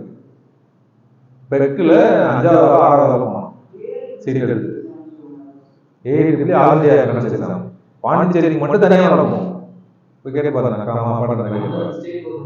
அந்தந்த ஸ்டேட் தமிழ்நாட்டில் தனியாக நடக்கும், டிஎன்பிசி நடக்கும், நம்ம ஊர்ல பாண்டிச்சேரியில் தனியாக நடக்கும். 12th முடிச்சுட்டு ஒரு மாதம் கோச்சிங் படிச்சு எழுதுவோம். அப்போ எழுதுனப்ப அதான் ஏன்னா எக்ஸாம்பிள் அது என்ட்ரன்ஸ்ல வந்து 100க்கு 79 80 மார்க் வாங்கிட்டாப்ல. காரைக்காலில் ஃபர்ஸ்ட் மார்க்கு, செகண்ட் மார்க், பாண்டிச்சேரியில் டாப் வாங்கிட்டாப்ல. அது அக்ரிகேட் போட்டு போடுவாங்க, ரெண்டுத்தையும் ஆட் பண்ணுவாங்க. எது 10th level percentage 12th level பர்சன்டேஜையும் இதையும் ஆட் பண்ணி போடுவாங்க. அப்படி ஆட் பண்ணி போட்டப்ப 190 180 வாங்கணும் லிஸ்ட்ல வந்துட்டான். 12th லெவல் 190 வாங்கணும், 170 வாங்கணும், இதுல ஓவர்டேக் பண்ணிட்டான் என்ட்ரன்ஸ்ல. ஏன்னா என்ட்ரன்ஸ் எக்ஸாம் எழுதுவான், அவன் நீ படிச்சு எழுத மாட்டான். அவ்வளோதான் முடிஞ்சிச்சு. 2005 6 நினைக்கிறேன். பழசு ரொம்ப அந்த 4 3 அந்த டைம் எட்லேயே முடிச்சிட்டான் தெற்குல. சரி ஒன்று தேவையாக போயிட்டு parliament authority over state list. Parliament authority over state list. அப்போ ஸ்டேட் லிஸ்ட்னா என்னங்கிறது புது வார்த்தை வருது. ஸோ அடுத்த டாபிக் அதுதான் state list. So there are 3 list. என்னென்ன list? Union list, state list, concurrent list. என்ன sir concurrent list, state list? இது ஃபெடரலிசம்ல முக்கியமான கான்செப்ட். என்ன அப்படின்னா பவர்ஸ். இந்த பவர்ஸ் சென்ட்ரல் கவர்மெண்ட்டும் ஸ்டேட் கவர்மெண்ட்டும் பிரிச்சிருப்பாங்க. நீ இதெல்லாம் பார்த்துக்க, நான் அதெல்லாம் பார்த்துக்கிறேன். ஸோ அந்த மாதிரி சென்ட்ரலுக்கும் ஸ்டேட்டுக்கும் உண்டான ரிலேஷன்ஸை டாபிக் வைஸ் பிரிச்சோம் அப்படின்னா லெகிஸ்லேட்டிவ் அப்படின்னு பிரிக்கலாம். சட்டம் இதெல்லாம் சட்டம் போடலாம், இதெல்லாம் சட்டம் போடலாம். அட்மினிஸ்ட்ரேட்டிவ் அதே ஐபிஎஸ் ஆஃபீஸ்லாம் பார்த்தோம்ல, எதெல்லாம் அவங்க அட்மினிஸ்ட்ரேஷன் பண்ணுவாங்க, எதெல்லாம் இவங்க அட்மினிஸ்ட்ரேஷன் பண்ணுவாங்க. ஃபினான்ஷியல் எதுக்கெல்லாம் அவங்க டேக்ஸ் போடலாம், எதுக்கெல்லாம் இவங்க டேக்ஸ் போடலாம், எதுக்கெல்லாம் அவங்களுக்கு பணம் தரணும், இவங்க அவங்களுக்கு பணம் தரணும். இந்த மாதிரி 3 டாபிக்ல பிரிக்கலாம் சென்ட்ரல் ஸ்டேட் ரிலேஷன்ஸை. லெகிஸ்லேட்டிவ், அட்மினிஸ்ட்ரேட்டிவ் அப்படின்னு சொல்லிட்டு. இந்த லெகிஸ்லேட்டிவ் அப்படிங்கிறப்ப எதுலாம் இவங்க சட்டம் லா மேக் பண்ணலாம் சென்ட்ரல் கவர்மெண்ட், எதுலாம் ஸ்டேட் கவர்மெண்ட் லா மேக் பண்ணலாம் அப்படிங்கிற சப்ஜெக்ட்ஸ் பிரிச்சு வச்சிருப்பாங்க. அதுதான் லிஸ்ட். ஸ்டேட் லிஸ்ட்ல பிரிச்சு வச்சிருப்பாங்க. ஃபாரஸ்ட், லேண்ட் அப்படின்னு பேர் போட்டு வச்சிருப்பாங்க. சென்ட்ரல் லிஸ்ட்ல போட்டு வச்சிருப்பாங்க டிஃபென்ஸ், கம்யூனிகேஷன் அப்படின்னு சொல்லிட்டு. அது ரிலேட்டடா சட்டம் போடலாம் சென்ட்ரல் கவர்மெண்ட் தான் போடணும். ஸ்டேட் லிஸ்ட் இருக்கிற இதுலயா சட்டம் போடணும்னா ஸ்டேட் கவர்மெண்ட் தான் போடணும். ரெண்டுலையுமே இருக்கும். இப்போ எஜுகேஷன்லாம் பார்த்தீங்கன்னா அவங்களும் போடுவாங்க, இவங்களும் போடுவாங்க. நீங்க சொன்னீங்களா நீங்கள தப்பிச்சிடலாமா அப்படின்னா, அதனால கரெக்டாக லிஸ்ட்ல வச்சாங்க. அப்போ என்ன பண்ணுவாங்க, சென்ட்ரல் கவர்மெண்ட் லா போடுவாங்க, ஸ்டேட் கவர்மெண்ட் லா போடுவாங்க. சப்போஸ் ஸ்டேட் கவர்மெண்ட் நீங்க சொல்ற மாதிரி இவங்க நீ ஃபாலோ பண்ண மாட்டோம்னு லா போடுறாங்க, உடனே சென்ட்ரல் கவர்மெண்ட் என்ன பண்ணுவாங்க, எல்லா ஸ்டேட்டும் கண்டிப்பா ஃபாலோ பண்ணணும், லோக்கல்ல லா போட்டு செல்லாது அப்படின்னு லா போடுவாங்க. 2 பேரும் மாற்றி மாற்றி அந்த போட்டுக்க வேண்டியதான். அப்போ ஜுடிஷியரிட்ட போகும், அவங்க எல்லாம் பார்த்து சொல்லுவாங்க. இதுதான் பிரச்சனை. ஸோ கன்கரண்ட் லிஸ்ட் அப்படிங்கிறது 2 பேருமே லா போடலாம். ஸ்டேட் கவர்மெண்ட்டும் போடலாம், சென்ட்ரல் கவர்மெண்ட்டும் போடலாம். அப்போ 2 பேரும் மாற்றி மாற்றி போட்டாங்கன்னா என்ன ஆகும்? சப்போஸ் இவன் நீ வேணாங்கிறான், அவன் நீ வேணுங்கிறான், அப்போ யார் சொன்னது கேட்பாங்க? சென்ட்ரல் சொன்னது கேட்பாங்க. அதனால தான் நம்மளோட சிஸ்டமே யூனிட்டரி பக்கம் சாஞ்சிருக்கும். Federal country with unitary bias அப்படிம்பாங்க. பயாஸ்னா தப்பா இருக்குன்னு அர்த்தம். பயாஸ்டா பேசுறான்னு அர்த்தம், தப்பா பேசுறான்னு அர்த்தம். ஒரு பக்கம் சாஞ்சிருக்குன்னு அர்த்தம், ஒரு பக்கமா தப்பா சாஞ்சிருக்காங்க. So federal country, federal system with unitary bias. ஏன்னா கன்கரண்ட் லிஸ்ட் தெரியும் தெளிவா. ஸ்டேட் லிஸ்ட்ல ஸ்டேட்டுக்கு தான் பவர், ஸ்டேட் சொல்றது தான் சட்டம். சென்ட்ரல் லிஸ்ட்ல சென்ட்ரல் சொல்றது தான் சட்டம். ஆனா கன்கரண்ட் லிஸ்ட்ல 2 பேருமே பண்ணலாம். பிரச்சனை வந்துச்சு ஆப்போசிட்டா போடுறாங்க அப்படின்னா சென்ட்ரல் சொல்றது தான். ஸோ கன்கரண்ட் லிஸ்ட்ல யூனிட்டரி பயாஸ் இருக்கும். ஓகே. ஸோ இந்த parliament authority over state list என்ன சொல்லுவாங்க? யூனியன் லிஸ்ட்ல இருக்கிறது எல்லாத்தையும் சென்ட்ரல் கவர்மெண்ட் தான் சொல்லுவாங்க, ஸ்டேட் கவர்மெண்ட் ஒண்ணுமே பண்ண முடியாது. ஸ்டேட் லிஸ்ட்ல இருக்கிற எல்லாத்தையும் ஸ்டேட் லிஸ்ட் தான் பண்ணுவாங்க, சென்ட்ரல் கவர்மெண்ட் பெருசா பண்ண முடியாது. ஆனா பிரச்சனை வந்துருச்சு, ஸ்டேட் லிஸ்ட்ல போட்ட சப்ஜெக்ட்ல ஃபாரஸ்ட், லேண்ட் அது மாதிரி இருக்கிறதுல ஒரு சட்டம் போடுறாங்க, அந்த சட்டம் சென்டருக்கு பிடிக்கல. அப்புறம் என்ன பண்ணுவாங்க, பார்லிமெண்ட்ல அந்த சட்டத்தை தூக்கி விட்டுருவாங்க. ஸ்டேட்ல அதை சொன்னது செல்லாது அப்படின்னு தூக்குறதுக்கு உரிமை இருக்கு. அப்ப ஆல்மோஸ்ட் என்னது, எல்லாத்தையும் சென்டர் தான் பண்றாங்க, சும்மா பேருக்கும் பிரிச்சு வச்சிருக்காங்க. ஸோ அதனால அந்த பார்லிமெண்ட் அத்தாரிட்டி ஓவர் ஸ்டேட் லிஸ்ட்ங்கிறது யூனிட்டரி லிஸ்ட். ஸ்டேட் லிஸ்ட் கொடுத்த அவங்க தான் சொல்லணும்னு சொன்னேன். Exclusive powers. எக்ஸ்க்ளூசிவ்னா அவங்க மட்டும் தான் பண்ண முடியும். டிவியில கிரிக்கெட்லாம் போடுவாங்க, எக்ஸ்க்ளூசிவ்லி டெலிகாஸ்டட். இந்த படம் எக்ஸ்க்ளூசிவ்னா அந்த சேனல்ல மட்டும் தான் வரணும், வேற யாருமே போட போறாங்க முடியாதுன்னு. ஸோ அந்த மாதிரி ஸ்டேட் லிஸ்ட்னா எக்ஸ்க்ளூசிவ் பவர் ஸ்டேட் தான். ஆனா பிரச்சனை வந்துச்சுன்னா சென்டர் மாற்றி விடுவோம். அதான் ஏதாவது போன டேபிள் ஏதாவது எக்ஸ்ட்ரா பாயிண்ட்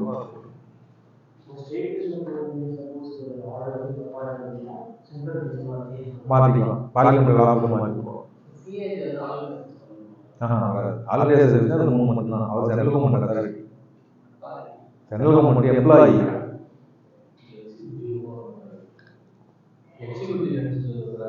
அதுல கூட வர முடியாது, அது எம்ப்ளாயி. அதான் நான் சொல்றேன்ல, நீங்க எந்த சர்வீஸ் வேற போனீங்கனாலும், ஆடிட் அக்கௌண்ட் சர்வீஸ் போனீங்கனாலும் எல்லாமே நீங்க எம்ப்ளாயி தான்.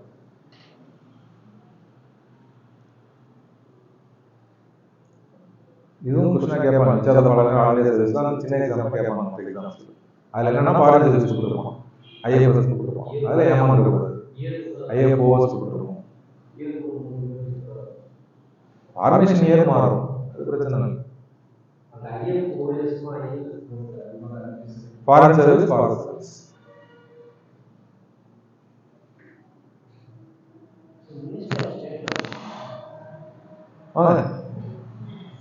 மினிஸ்டர் ஆஃப் ஸ்டேட் என்ன? சரி, பார்லிமெண்ட்ல பார்த்துக்கலாம். அதான் நான் சொன்னேன்ல, பார்லிமெண்ட்ல நம்ம மினிஸ்டர்னா என்ன, கேபினெட்னா என்ன, என்னென்ன டைப்ஸ் ஆஃப் மினிஸ்டர்ஸ் இருக்காங்க பார்ப்போம். அடுத்த கிளாஸ் பார்லிமெண்ட். ஓகேவா? அதில் வந்து சென்ட்ரல் மினிஸ்டர், ஸ்டேட் மினிஸ்டர், அதெல்லாம் டிஃபரன்ஸ்லாம் பார்ப்போம். பெட்டான மினிஸ்டர் இருக்காங்க. எழுதிங்களா? The word federation has nowhere mentioned in the constitution. இந்த மாதிரி ஒரு क्वेश्चन அப்பப்போ கேட்பாங்க. கான்ஸ்டிடியூஷன்ல எங்கெல்லாம் சொல்லியிருக்காங்க, எங்கெல்லாம் சொல்லி பட்ஜெட்ன்ற வார்த்தை கான்ஸ்டிடியூஷன் சொல்லியிருக்க மாட்டாங்க. வேற பேர் ஆனுவல் ஃபினான்ஷியல் ஸ்டேட்மெண்ட் தான் சொல்லியிருப்பாங்க. இந்த மாதிரி क्वेश्चंस வரும். ஸோ நீங்க இந்த மாதிரி டேர்ம்ஸ்லாம் பார்க்குறீங்க, ஃபெடரேஷன், பட்ஜெட், இந்த மாதிரி ஏதாவது டேர்ம்ஸ் பார்க்குறீங்க அப்படின்னா அது கான்ஸ்டிடியூஷன்ல சொல்லியிருக்காங்களா இல்லையா நோட் பண்ணி வைக்கணும். பாலிட்டியில் மோஸ்ட்லி கிளாஸ்ல வரப்போ பேசுவோம். ஓகேவா? எல்லாம் பேஜ் டிஸ்கஸ் பண்றப்ப அது பேசுவோம். இந்த மாதிரி ஒரு 10-15 வேர்ட்ஸ் இருக்கு. அந்த வேர்ட்ஸ்லாம் சிலதெல்லாம் கான்ஸ்டிடியூஷன்ல சொல்லவே இல்லை. ஆனா காமனா நம்ம யூஸ் பண்ற வேர்டா இருக்கும். ஃபெடரேஷன் இவ்வளவு பேசிருக்கோம், இவ்வளவு பண்ணிருக்கோம், ஆனா கான்ஸ்டிடியூஷன் சொல்லல. ஏன்னா கான்ஸ்டிடியூஷன் யூனியன் ஆஃப் ஸ்டேட்ஸ் சொல்லிட்டு போயிட்டாங்க. ஒன்னும் போட்டு தான் போட்டாங்க. India that is Bharat union of states போயிட்டாங்க. இந்தியா ஒரு ஒன்றியம் தான், ஒன்னா சேர்ந்தவங்க தான் இருப்பாங்க, தனித்தனி கிடையாது அப்படின்னு சொல்லிட்டாங்க. So federalism is an institutional mechanism to accommodate two sets of policies, one at the regional level, other at the national level. Each government is autonomous in its own sphere. Definition. இதுல என்சிஆர்டில கொடுத்த definition நம்ம பேசுறது தான், அதை இங்கிலீஷ்லயே எழுதிருக்காங்க. The details of the dual system of government are generally spelled out in a written constitution. இந்த detail இவங்க ரெண்டு பேருக்கான பவர்லாம் எதுல கொடுத்துருப்பாங்க அப்படின்னா written constitutionல கொடுத்துருப்பாங்க. Which is considered to be supreme and which is also the source of power of both sets of government. ரெண்டு பேருமே பவர் எங்க இருப்பாங்க? ஸ்டேட் கவர்மெண்ட் இருக்கிறது, சென்ட்ரல் கவர்மெண்ட் வந்து பவர் வாங்க மாட்டாங்க. இது ரொம்ப முக்கியமான பாயிண்ட். ஸ்டேட் கவர்மெண்ட் அவங்களுக்கு தேவையான பவர்ஸ் அதெல்லாம் எங்க இருப்பாங்க? சிஎம்னா யாரு, சிஎம் எவ்வளவு சம்பளம், சிஎம் யார் அப்பாயின்மெண்ட், இதெல்லாம் வந்து சென்ட்ரல் கவர்மெண்ட் சொல்லி செய்ய மாட்டாங்க, கான்ஸ்டிடியூஷன் சொல்லி செய்வாங்க. இவங்களும் கான்ஸ்டிடியூஷன் பவர் எடுப்பாங்க, அவங்களும் கான்ஸ்டிடியூஷன் பவர் எடுப்பாங்க. முக்கியமானது இந்த இது மட்டும் நம்ம பேசுறதுனா இங்கிலீஷ்ல ஒரு வார்த்தையா இருக்கு, ஈஸியா இருக்கும். ஐபன் போட்டி ஃபெடரலிசம் செகண்ட் பாயிண்ட் நான் பேசுனது ஃபர்ஸ்ட் மட்டும் இது மெயின் சார்ஜ்ல எழுதுறப்ப யூஸ் பண்ணி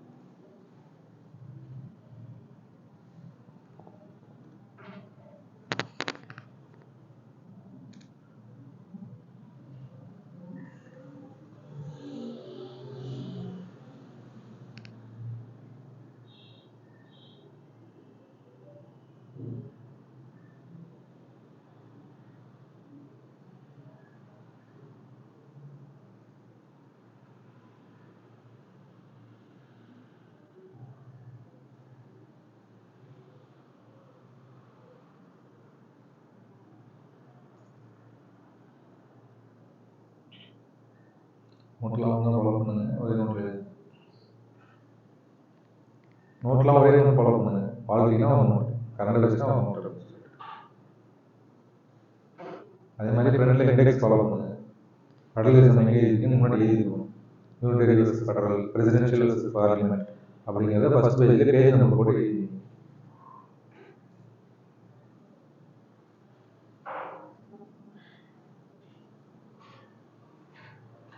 இதுல வந்து லட்சுமிகாந்த், என்சிஆர்டி, அப்புறம் வேற நெட் சோர்ஸ் எல்லாம் கலந்துருக்கும். நீங்க படிக்கிறப்ப இது யூஸ் பண்ணிட்டு பக்கத்துல வேணுங்கிறப்ப லட்சுமிகாந்த் யூஸ் பண்ணிக்கலாம். சரி,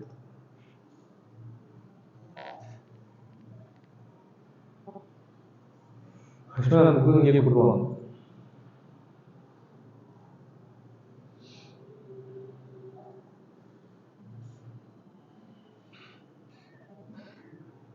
மாத்திரவா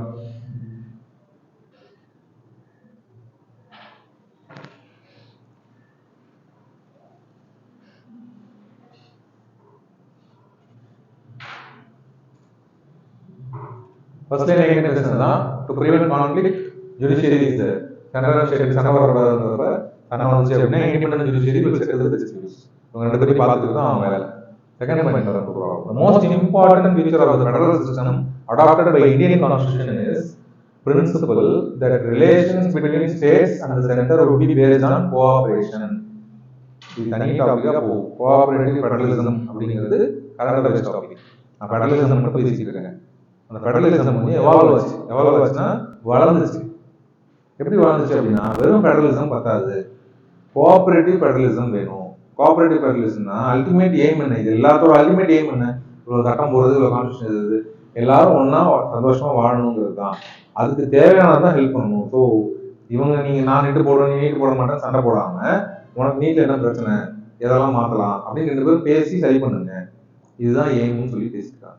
so cooperation is the key. அதுக்காக தான் இவ்வளோ பண்ணுறோம். Plus while recognizing diversity, the constitution emphasized unity. இந்த பிரச்சனை ஏன் இங்க வருது அப்படின்னா 2 எக்ஸ்ட்ரீம் ஃபார்ம் அழகா போயிருக்கலாம். இந்தியாவில் அதை பண்ண முடியல. என்ன எக்ஸ்ட்ரீம் ஃபார்ம்னா யூகே மாதிரி சின்ன சின்ன ஊர் தான், தனித்தனி மாநிலம்லாம் தர முடியாது, எல்லாமே என்கிட்ட டைரக்டா ரிப்போர்ட் பண்ணு சென்ட்ரல்ல அப்படின்னு சொல்லி முடிச்சிருக்கலாம்.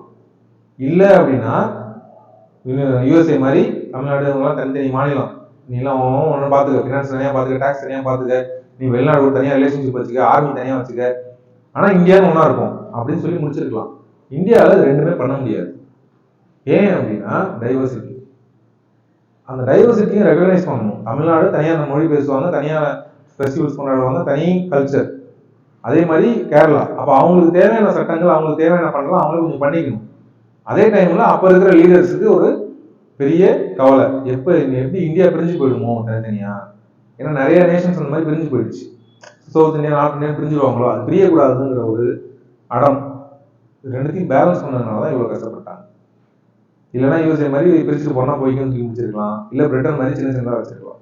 பிரிட்டன் மாதிரி சின்ன சின்னதாக வச்சாங்க, சன்னிலே கொடுத்தாங்கன்னா தமிழ் லாங்குவேஜ், தமிழ் கல்ச்சர், தமிழ் ஃபெஸ்டிவல்ஸ்லாம் தனியாக, தமிழ் ஃபெஸ்டிவல்னு இல்லை லீவ் விட மாட்டாங்க, பண்ண முடியாது அந்த மாதிரி. ஸோ அப்போ ஒரு கல்ச்சரும் அப்படியே அழிஞ்சு போயிடும். அதுவும் நடக்கூடாதுன்றதுனால தான் இந்த பேலன்ஸ். கோஆபரேட்டிவ் ஃபெடரலிசம்னா இந்த பாயிண்ட்லாம் நீங்கள் பேசுகிற மாதிரி. ஃபெஸ்டிவல்ஸுக்கு லீவ் விடணும்ல, அது முக்கியமான. இப்போ தமிழ்நாட்டில் லோக்கலாக பார்த்தீங்கன்னா காரைக்காலில் தீமிதி நடக்கும், காரைக்காலில் மட்டும் லீவ் விடுவாங்க. சென்ட்ரல் கவர்மெண்ட்டுக்கு அதுக்கு சம்மந்தம் இருக்குமா? Suppose Karaikal is central administrative province அப்படின்னா அவங்க ஏன் லீவ் விட போகிறாங்க? பண்ண மாட்டாங்க. ஓகேவா? ஐடி கம்பெனிலாம் தானே ஆளுநருக்கு லீவ் விடுறாங்க, தீபாவளிக்கு லீவ் விட மாட்டாங்க.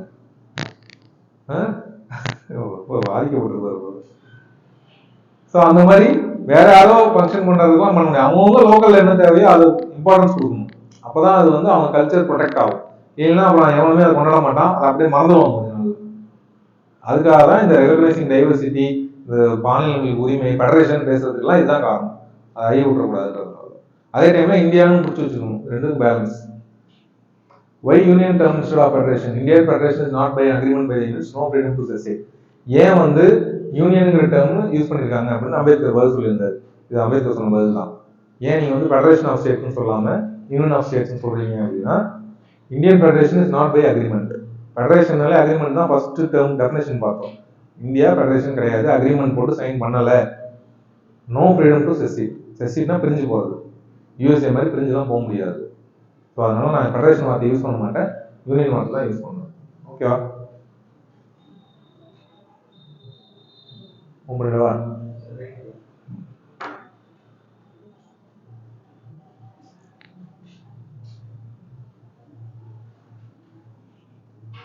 ஸோ திருப்பி இந்த கரண்ட் பேஸில் கோஆபரேட்டிவ் ஃபெடரலிசம்னு நோட்ஸ் கொடுத்து பேசுவோம். ஸோ ஃபெடரலிசம் இன்ட்ரடியூஸ் பண்ணிட்டோம். அந்த டைம்ல தான் கேசஸ்லாம் பேசுவோம். இந்த ஒரு கேஸ் மட்டும் இங்கே பேசலாம். S R Bommai versus union of India 1994. S R Bommai அப்படிங்கிறவர் கர்நாடகா சீஃப் மினிஸ்டர். அப்போ என்ன ஆயிடுச்சு அப்படின்னா, கர்நாடகாவில் அவர் வந்து சிஎம்ஆர் இருந்தாப்புல 88 நினைக்கிறேன், 88ல் சிஎம்ஆர் இருந்தாப்புல. அப்போ வந்து அவங்க எம்எல்ஏஸ்லாம் ஒரு 10 பேர் சேர்ந்து காசு வாங்கிட்டு எதிர்கட்சியில் போய் சேர்ந்துட்டாங்க. சேர்ந்தோடனே அவங்கெல்லாம் என்ன பண்ணாங்க, போயிட்டு கவர்னர்கிட்ட கடிதம் கொடுத்தாங்க. என்ன கடிதம் கொடுத்தாங்க அப்படின்னா, இவருக்கு எம்எல்ஏ சப்போர்ட் இல்லை, நாங்கள் 10 பேர் வெளியே வந்துட்டோம், ஆட்சியை கலைச்சிருங்க, திருப்பி எலெக்ஷன் வைங்கன்னு சொல்லி கொடுத்தாங்க. கவர்னர் என்ன பண்ணாரு, வாங்கினோனையும் நேரம் பிரசிடென்ட் அமைச்சிட்டாரு, சப்போர்ட் இல்லை ஆட்சியை கலைச்சிருங்க. பிரசிடென்ட் என்ன பண்ணாரு, ஆட்சியை கலைச்சிட்டாரு. இதுல பொம்மாய் என்ன பண்ணாரு, போய் கேஸ் போட்டார். ஹைகோர்ட்டில் கேஸ் போட்டார். ஹைகோர்ட் தள்ளுபடி பண்ணிட்டான். இங்கே இருக்கிற கேஸ்லாம் எடுத்துக்க முடியாது, கவர்மெண்ட்டான். அப்புறமா சுப்ரீம் கோர்ட்டில் கேஸ் போட்டப்ப சுப்ரீம் கோர்ட்டு டீட்டெயிலாக அனலைஸ் பண்ணி பேசியிருப்பாங்க. முக்கியமாக அவங்க பேசுனது என்னன்னா ஃபெடரலிசம் இஸ் பேசிக் செக்ஷன் சொல்லியிருப்பாங்க. என்ன பிரச்சனை அப்படின்னா மெஜாரிட்டி இருக்கா இல்லையா நீ செக் பண்ணியான்னு கேட்டிருப்பாங்க. அவர் மெஜாரிட்டியும் கொடுத்தாங்க, 10 பேர் வெளியே போயிட்டாங்க. நீ மெஜாரிட்டி இருக்கா இல்லையான்னு செக் பண்ணியான்னு கேட்டிருப்பாங்க. கவர்னர் செக் பண்ணல. எப்படி செக் பண்ணணும்? போயிட்டு சட்டசபையில போய் கேட்கணும், எத்தனை பேர்லாம் அதுக்கு சப்போர்ட் பண்றீங்க, கை தூக்குங்கன்னு சொல்லி. அதுக்கு பேர் தான் ஃப்ளோர் டெஸ்ட். ஃப்ளோர் டெஸ்ட்னு ஒரு கான்செப்ட் திருப்பி படிப்போம். நம்ம ஃப்ளோர்ல எல்லாம் என்ஜின்னு சொல்லணும் அப்படிங்கிறதுலாம் அந்த பேர் வந்துச்சு. ஸோ ஃப்ளோர் டெஸ்ட் அப்படின்னா எல்லாரும் கை தூக்கி சொல்லணும். நிறைய பேர் சப்போர்ட் இருக்காங்கன்னா ஆட்சி கண்டினியூ ஆயிடும், இல்லைன்னா ஆட்சியை கழிச்சிக்கலாம். நீ பண்ணியான்னு கேட்டிருப்பாங்க. அப்ப சென்ட்ரல் கவர்மெண்ட், அவங்க ஏன் சென்ட்ரல் கவர்மெண்ட் அப்பாயின்ட் பண்ண ஒரு கவர்னர், அவங்க ஆட்சியை கலைச்சா நல்லது. ஏன்னா எதிர்கட்சி கர்நாடகாவில் இருந்து ஆட்சியை கலைச்சா சந்தோஷம் சொல்லிட்டு அவருக்கு இன்சென்டிவ் வரும், பணம் வரும்னு சொல்லிட்டு கொடுத்து கலைச்சிட்டாங்க. அப்போ பயங்கரமா திட்டி இது பண்ணியிருப்பாங்க. ஸோ அப்போ ஸ்டேட்டை இஷ்டத்துக்கு நீ நினைச்சாலும் ஆட்சியை கலைக்கக்கூடாது. ஏன்னா ஆட்சியை கலைக்கலாம் அப்படிங்கிறதே 2-3 ஆர்டிக்கல்ல சொல்லியிருப்பாங்க எப்படி ஆட்சியை கலைக்கலாம் அப்படின்னு சொல்லிட்டு. நான் அகைன் அதே தான், இப்போ தமிழ்நாடு தனியாக பிரிச்சு கேட்கறாங்க, நாங்கள் வந்து தனியாக போறோம் அப்படின்னா ஆட்சியை கலைச்சிடலாம். ஏன்னா இந்தியாவுக்கு ஆபத்து அப்படிங்கிறப்ப அம்பேத்கர் கிளியரா சொல்லியிருந்தார். டெட் லெட்டர் அப்படின்னு ஒரு வார்த்தை யூஸ் பண்ணியிருப்பாரு. டெட் லெட்டர்னா இறந்து போன ஒரு விஷயம், எது ஆட்சியை கலைக்கிறது. இந்த ஆட்சியை கலைக்கிறது, தமிழ்நாடு செலக்ட் பண்ண சிஎம்லாம் தூக்குறது, இதெல்லாம் டெட் லெட்டர். டெட் லெட்டர்னா இதெல்லாம் எனக்கு வைக்க இஷ்டமே கிடையாது கான்ஸ்டியூஷன்ல. நான் ஏன் வச்சிருக்கோம் அப்படின்னா ரொம்ப எக்ஸ்ட்ராடனரி சர்க்கம்ஸ்டன்ஸ், பண்ணவே முடியல, வேற வழி இல்லை, இந்தியாவே காப்பாற்றணும் அப்படின்னா மட்டும் பண்ணுங்க, சும்மா சும்மா பண்ணாதீங்கன்னு சொல்லி தான் எழுதி வச்சிருப்பாரு. ஆனா இவங்க என்ன பண்ணுவாங்க, அவங்க ஆப்போசிட் கட்சி இருந்தா உடனே ஆட்சியை வச்சு நம்ம ஆட்சி வரதுக்காக மாற்றி விட்டுருவோம், திருப்பி எலெக்ஷன் வைப்பாங்க. ஸோ அதனால இந்த டெட் லெட்டர் அம்பேத்கர் சொன்னதெல்லாம் கோட் பண்ணியிருப்பாங்க ஜட்மெண்ட்ல. சொல்லிட்டு மாநிலங்களோட உரிமை காக்கப்பட வேண்டும், federalism is a basic structure. Basic structure அப்படின்னா இந்தியாவோட அடிப்படை தத்துவம். இந்தியா எதை வச்சு ஃபார்ம் ஆயிருக்கு, இந்தியாவோட பேஸ் எது அப்படின்னா ஒரு 10-15 விஷயம் இருக்கு, நிறைய விஷயம் இருக்கு. அதுல ஒரு முக்கியமான விஷயம் என்னது, ஃபெடரலிசம்னு சொல்லியிருப்பாங்க. ஸோ நீங்க ஃபெடரலிசம் பத்தி ஏதாவது எழுதுனீங்க அப்படின்னா இந்த கேஸை கோட் பண்ற மாதிரி தான் இருக்கும். ஜட்மெண்டே 94 தான் இருந்துச்சு, அவர் ஆட்சி காலத்து 89. அது எதுக்குன்னா திருப்பி அந்த மாதிரி நடக்கூடாது அப்படிங்கிறதுக்காக ஒரு சிக்னிஃபிகன்ட். அப்ப நடந்ததுதான், ஒன்றும் பண்ண முடியாது. திருப்பி அந்த மாதிரி நடக்கிறப்ப இவங்க கேட்பாங்க, பொம்மை கேஸ் சொல்லியிருக்காங்கல்ல, ஃப்ளோர் டெஸ்ட் செஞ்சியா, ஏன்னா அதை தெளிவாக கொடுத்துட்டாங்க. இனிமேல் பிரச்சனைனா முதல்ல போய் கேளு, அப்புறமா ஆட்சியை கலை, நீ நினைச்சவங்களும் ஆட்சியை கலைக்கூடாதுன்னு கிளியர் இன்ஸ்ட்ரக்ஷன் கொடுத்தாங்க. அப்போ அதை மீறி பண்ணாங்கன்னா கோர்ட் அவமதிக்கிறாங்கன்ற பிரச்சனை வந்து. ஸோ அதனால அதை ஃபாலோ பண்ணும். ஸோ அதனால ஜட்மெண்ட் சிக்னிஃபிகன்ட். பொம்மை கேஸ் இன்னும் டீட்டெயிலாக பார்ப்போம். அதில் நிறைய யூஸ்ஃபுல் ஃபேக்ட்ஸ் இருக்கு. ஏற்கனவே பார்த்தது தான் அம்பேத்கர் சொன்னது. Federal union system of government. Central state relation new topic போட்டுருங்க. சும்மா 10 நிமிஷம் அடுத்த கிளாஸுக்கு ஒரு 2 நிமிஷம் பிரேக் கொடுத்து. சென்ட்ரல் ஸ்டேட் ரிலேஷன்ஸ்ல 3 பிரிக்கலாம், 3 ஃபீல்டில் படிப்போம்.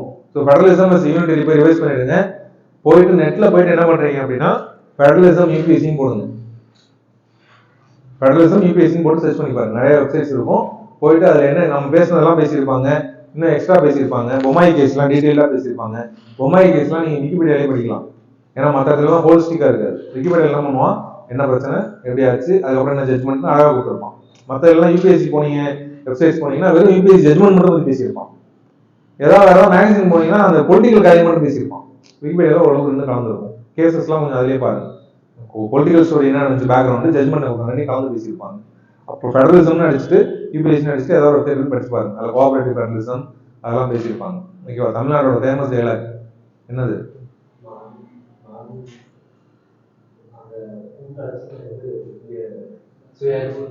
மத்தியில் கூட்டாட்சி மாநிலத்தில் சுயாட்சி.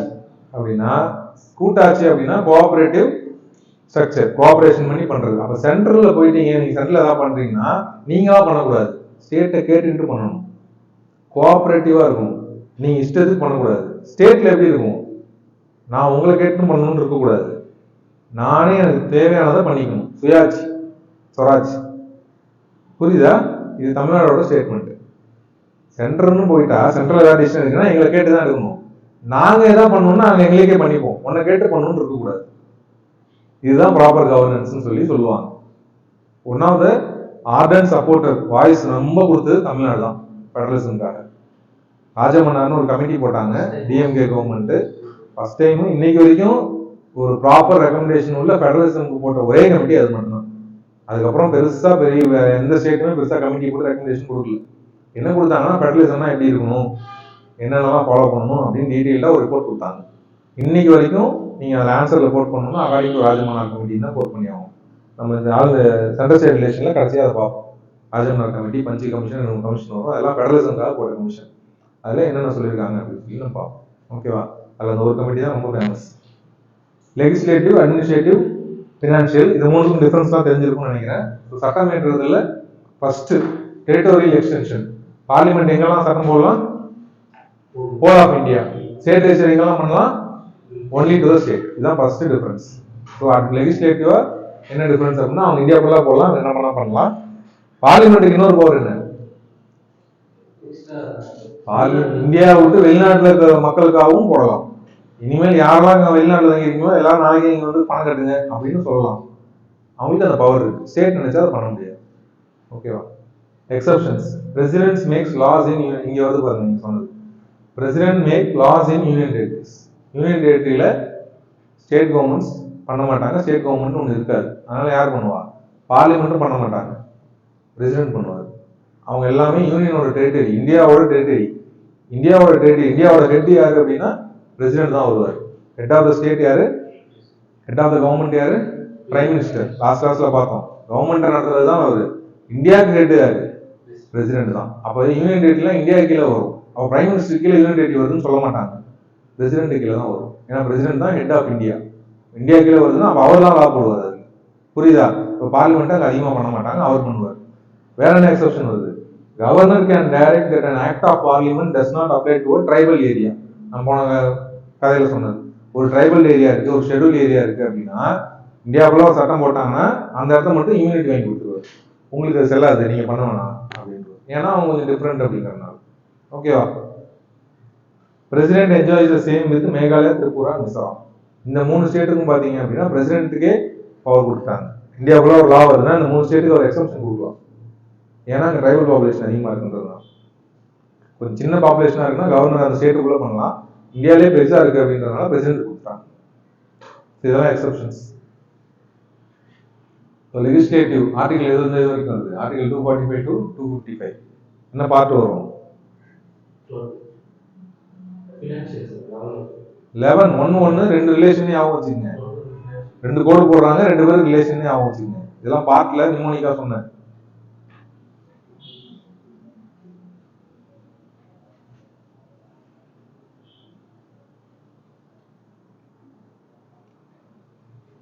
சரி, யூனியன் டெரிட்டரி எல்லாத்துக்குமே பிரசிடென்ட் லா மேக் பண்ணலாமா? 2 யூனியன் டெரிட்டரி மட்டும் எக்ஸப்ஷன்ல வரும். பாண்டிச்சேரிக்கும் டெல்லிக்கும் என்ன வித்தியாசம்? இப்போ என்னென்ன யூனியன் டெரிட்டரி வருது? பாண்டிச்சேரி, டெல்லி, சண்டிகர், டையூ டாமன், அந்தமான், லட்சதீப், ஜம்மு அண்ட் காஷ்மீர். ஓகேவா? இதுல எதுல லெஜிஸ்லேச்சர் இருக்கு, சட்டசபை எம்எல்ஏஸ் இருக்காங்க. பாண்டி, டெல்லி மட்டும்தான். ஜம்மு அண்ட் காஷ்மீர்ல சொல்லியிருக்காங்க எலெக்ஷன் வைக்கல, வச்சாங்கன்னா அங்கே எம்எல்ஏ வந்துருவாங்க. இந்த 2 இடத்துல மட்டும் எம்எல்ஏ இருக்காங்க. அப்போ பிரசிடென்ட் தான் சொல்லுவாருன்னா என்ன அர்த்தம்? இப்போ எம்எல்ஏஸ் எதுக்கு இருக்காங்க? இந்த பிரசிடென்ட் கேன் மேக் லாஸ் யூட்டி இருக்குல்ல, இதுவே எக்ஸப்ஷன் தான். இதுக்கு இதோட எக்ஸப்ஷன் இந்த பிராக்கெட்ல வரும். என்ன வரும் அப்படின்னா accept Delhi and Pondicherry.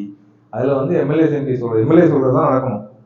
But பிரச்சனை வந்துச்சு அப்படின்னா பிரசிடென்ட் சொல்றதுதான் நடக்கும். President can over rule. ஆனா யூஸ்வலா சட்டசபை தான் ஃபாலோ பண்ணுவாங்க. சட்டசபை இருக்கிறப்ப அவரே போய் சும்மா சட்டம் போடக்கூடாது. ஏன்னா ஆளுங்க இருக்காங்க, பிரச்சனைனா உதவி பண்ணலாம். ஓகேவா? இதுல எக்ஸப்ஷன் மட்டும் இங்கே பிராக்கெட்ல வரும். Except Delhi and Pondicherry where legislature will decide. அவங்களே பார்த்துப்பாங்க. ஏன்னா மற்ற இடத்துல எல்லாத்துலயும் பார்லிமெண்டோட பவர் போகும், யூடியில போகாது. யூடியில ஜெனரலா எல்லாரும் போகாதுன்னு சொல்லி முடிச்சிடலாம். 2 இடத்துல வந்து லெஜிஸ்லேச்சர் வச்சிருக்கான். ஆனால் அது இன்னொரு எக்ஸப்ஷனா வரும். டீட்டெயிலாக தெளிவாக பார்க்கணும். பார்லிமெண்ட்ல தெளிவாக பார்ப்போம்.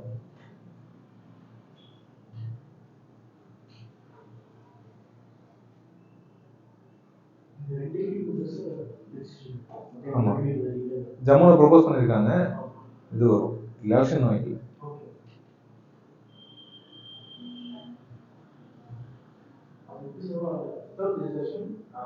President has a sole authority. இவர் இருக்கிறப்ப இவங்க தான் முடிவு பண்ணுவாங்க, அவர் பிரச்சனை தான். ஓகேவா? ஸோ அந்த யூனியன் லிஸ்ட் ஸ்டேட் லிஸ்ட் எதுமா முடிச்சிங்களா? சொன்னீங்கன்னா தான் இருப்பேன். Threefold distribution of subjects list 1, 2, 3 பிரிச்சுட்டாங்க. List 1 is union list, list 2 state list, list 3 is concurrent list. இப்போ இதில் ஒரு 98 ஐட்டம் போட்டு வச்சிருக்காங்க. இதில் ஒரு 59 ஐட்டம், ஒரு 52 item. 42nd constitutional amendment act, சிஏஏன்னா என்ன? கான்ஸ்டியூஷனே திருத்தி எழுதியிருக்காங்கன்னு அர்த்தம். 42வது தடவை திருத்தி எழுதணும்னு இருக்காங்க. 5 சப்ஜெக்ட் எதுல மாத்திருக்காங்க? ஸ்டேட் லிஸ்ட் வந்து கன்கரண்ட் லிஸ்ட்டுக்கு மாத்திருக்காங்க. 5 லிஸ்ட்டை இங்க இருந்து தூக்கி அங்க போட்டிருக்காங்க. அப்போ முன்னாடி 64 வந்திருக்கு, 59 ஆயிடுச்சு. அங்க 94 இருக்கும், 98 ஆயிடுச்சு. ஓகேவா? சரி, 47 இருக்கும், 52 ஆயிடுச்சு. கன்கரண்ட்ல போட்டாங்க. என்னென்ன போட்டிருக்காங்க? எம்சிக்யூ கேட்பான் லோக்கல் எக்ஸாம்லாம். Education, forest, weights and measures. Weights and மெஷர்ஸ்னா எவ்வளோ வெயிட் இருக்கணும், அந்த ஸ்டாண்டர்டைசேஷன். இதுதான் 1 கிலோ, இதுதான் 2 கிலோ அப்படின்னு ஸ்டாண்டர்டைசேஷனுக்கு ரூல்ஸ் அண்ட் ரெகுலேஷன்ஸ் இருக்கு. அதை வந்து கன்கரண்ட் லிஸ்ட்ல போட்டாங்க. Protection of wild animals and birds, administration of justice, organisation and courts, not supreme court, high court. இந்த லோக்கல் முனிசிபல் கோர்ட், இந்த கோர்ட்ல இருக்கிற அட்மினிஸ்ட்ரேஷன்ஸ், அங்க எல்டிசி இருப்பாங்க, யூடிசி இருப்பாங்க, அங்க நிறைய அட்மினிஸ்ட்ரேஷன் டெக்னிக்ஸ்லாம் இருக்கும். அதெல்லாம் யாருக்கு இருந்துச்சுன்னா ஸ்டேட்டுக்கு இருந்துச்சு. அதை வந்து கன்கரண்ட் லிஸ்ட்ல போட்டாங்க. ஓகேவா? இது 5 ஸ்டேட் லிஸ்ட் வந்து கன்கரண்ட் லிஸ்ட் போட்டாங்க. என்ன அமெண்ட்மெண்ட் ஆக்ட் என்னன்னு தெரியுமா? எம்சிக்யூ கேட்பாங்க.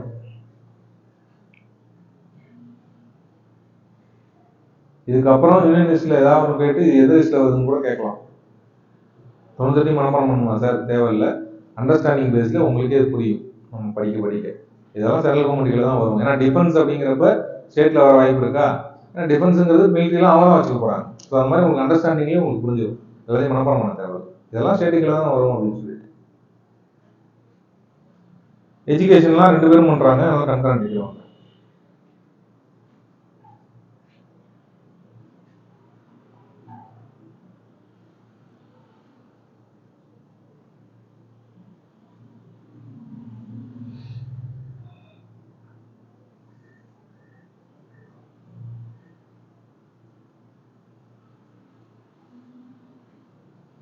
ஓகேவா?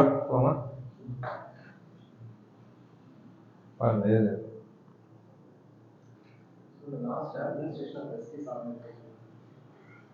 Administration of justice, organisation of courts. கோர்ட்ல நிறைய ஆர்கனைசேஷன் மெஷர்ஸ், அட்மினிஸ்ட்ரேஷன் மெஷர்ஸ்லாம் இருக்கும். கோர்ட்ல செக்யூரிட்டிஸ் இருப்பாங்க, கோர்ட்டுக்கு எலக்ட்ரிசிட்டி பில் கட்டணும், இந்த மாதிரி அட்மினிஸ்ட்ரேஷன் மெஷர்ஸ்லாம் வரும். அதெல்லாம் ஸ்டேட்டுக்குள்ள வரும். அதை கன்கரண்ட்ல போட்டாங்க. ஹைகோர்ட், சுப்ரீம் கோர்ட் கிடையாது.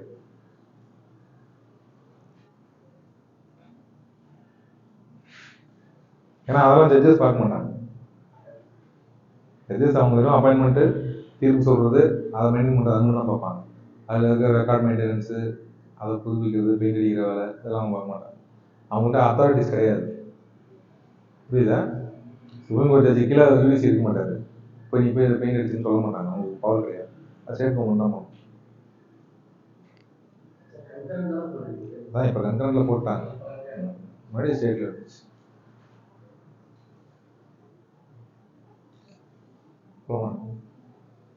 இது 3த்துலயும் இல்லாத, சப்போஸ் 3த்துலயுமே பேர் சொல்ல மறந்துட்டாங்க, 3லையும் பேர் போடல, வேற ஏதோ ஒரு டவுட் வருது, இது எதுல வருது, இது 3லையுமே வரலையே, அந்த மாதிரி வச்சு விட்டு போனதெல்லாம் எதில் போட்டாங்க? ரெசிடியூரி சப்ஜெக்ட்ஸ்னு போட்டாங்க. 4வது லிஸ்ட். அது லிஸ்ட்டா எழுதி வச்சிருக்க மாட்டாங்க. இதெல்லாம் வரலையோ டவுட்டா இருக்கோ அதெல்லாம் ரெசிடியூரி. அப்ப அந்த ரெசிடியூரிலாம் யாருக்கு பவர் இருக்கு? Parliament. US residuary powers R, இதான் வித்தியாசம். ஏன் அவங்கள கம்ப்ளீட்லி ஃபெடரேஷன் சொல்றதுக்கு இதான் டிஃபரன்ஸ். அங்க ரெசிடியூரி பவர்ஸ் யார்கிட்ட கொடுத்தாங்க பாரு. எதெல்லாம் லிஸ்ட்ல வரலையோ அதெல்லாம் ஸ்டேட்ஸ் தான் பண்ணுவாங்க. இதுல எதெல்லாம் லிஸ்ட்ல வரலையோ அது சென்டர் பண்றாங்க. அப்போ போடுறப்ப தோணும், ஏதாவது லா போடுறப்ப தோணும், இது யார் பண்றது. அப்போ டவுட் வந்துச்சு அப்படின்னா பார்லிமெண்ட் தான் பண்ணும், ஸ்டேட் பண்ணக்கூடாது.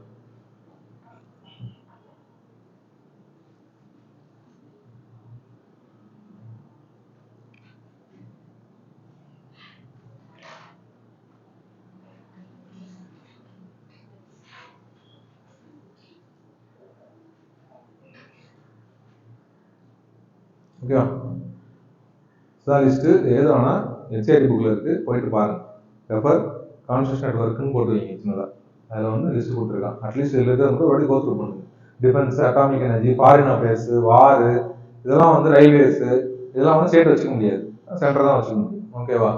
லேண்டு, லிக்வரு, பிரிசனு, அக்ரிகல்ச்சர், போலீஸ், இதெல்லாம் ஸ்டேட்ஸ் வச்சிருக்காங்க. கன்கரண்ட் லெஜிஸ்லேஷன், ஃபாரஸ்ட், அதெல்லாம் வரும். ஒரு வாட்டி பாருங்க. ரெசிடரி பவர்ஸ், எக்ஸாம்பிள் சைபர் லாஸ் போட்டிருக்காங்க. சைபர் லாஸ் எதையுமே போடல, மறந்துட்டாங்க. ஏன்னா இப்போ வந்து ப்ரெஷர் 60s 70s சைபர்னு ஒரு வார்த்தை கிடையாது.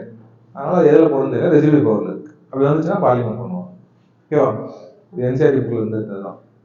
Indian constitution work refer Indian constitution ஒர்க்னு எழுதிவீங்க. ஃபார் லிஸ் அப்படின்னு எழுதிவீங்க. இதெல்லாம் நெக்ஸ்ட் கிளாஸ்ல பார்த்துப்போம். எப்பெல்லாம் ஸ்டேட் லிஸ்ட்ல இருக்கிற ஒரு சப்ஜெக்ட்ல பார்லிமெண்ட் லா மேக் பண்ணலாம் அப்படிங்கிறதுக்கு ஒரு 5 கண்டிஷன் இருக்கு.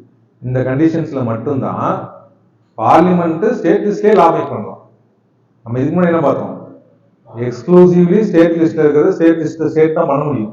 ஆனா சில கண்டிஷன்ஸ்ல பார்லிமெண்ட் நினைச்சா பண்ணலாம். அது என்ன கண்டிஷன்ஸ் பார்ப்பாங்க. First condition, Rajya Sabha pass resolution. ராஜ்யசபால ஒரு ரெசல்யூஷன் பாஸ் பண்றாங்க, இனிமேல் இந்த ஸ்டேட் சப்ஜெக்ட்ல பார்லிமெண்ட்டே லா மேக் பண்ணுங்க அப்படின்னு ஒரு லா ரெசல்யூஷன் பாஸ். ரெசல்யூஷன் என்ன? அறிக்கை மாதிரி பாஸ் பண்ணிட்டாங்க, தீர்மானம் பாஸ் பண்ணிட்டாங்க அப்படின்னா அதுக்கப்புறமா அந்த சப்ஜெக்ட்ல அந்த விஷயத்துல சென்ட்ரல் லா மேக் பண்ணிப்பாங்க. ஏன் ராஜ்யசபாக்கு இந்த பவர் கொடுத்துருக்காங்கன்னு தெரியுதா? அதனாலதான் அவர் சொன்னார். ஏன்னா திருப்பி இந்த மாதிரி வரும் அடிக்கடி. ஏன் ராஜ்யசபா எல்லா சபா பண்ணக்கூடாதா? ராஜ்யசபா பண்ண முடியாது, ராஜ்யசபா தான் பண்ணணும். கொடுக்குற மாதிரி ஒரு ஒப்பீனியன், தோற்றம். ஏன்னா ஸ்டேட்டோட ரெப்ரசன்டேஷன் அவங்க சொல்லிட்டாங்க, அப்ப அவங்க ஸ்டேட்டோட அத்தாரிட்டி வாங்கின மாதிரி. இதனாலதான் ராஜ்யசபாவை ஸ்டேட்டோட ரெப்ரசன்டேட்டிவ்னு சொல்றோம். ஓகேவா? அதோட டீடைல்ஸ், எத்தனை வருஷத்துக்கு அது வேலிடா இருக்கும், எப்ப ரெனியூ பண்ணலாம், நெக்ஸ்ட் டைம். சரியா? இந்த இது முடிச்சிட்டோம் அப்படின்னா நெக்ஸ்ட் நீ கேன் கோ ஃபார் பார்லிமெண்ட். இதுக்கப்புறம் ஒரு சின்ன ஃபினான்ஷியல் இஷ்யூ மட்டும் இருக்கும், சின்னதுதான். அப்புறம் பார்லிமெண்ட் மூவ் ஆகிடலாம். ஓகேவா? President, parliament, union government move ஆகிடலாம். எமர்ஜென்சி மட்டும் இருக்கும், நம்ம பார்த்துக்கணும். நெக்ஸ்ட் கிளாஸ்ல மோஸ்ட்லி பார்லிமெண்ட் போயிடுவேன். Okay, thank you. 5 minutes 6 minutes break எடுத்துருங்க. 11:45 ஸ்டார்ட் பண்ணுங்க. சரியா? கதை இருக்காதீங்க. வாஷ்ரூம் ஏதாவது போகணும், டீ தான் குடிச்சிட்டு வரணும், குடிச்சிட்டு வாங்க. நீங்கள் பேட்ச் கிளாஸ் கிடையாது, பார்ப்போம். மேக்ஸ்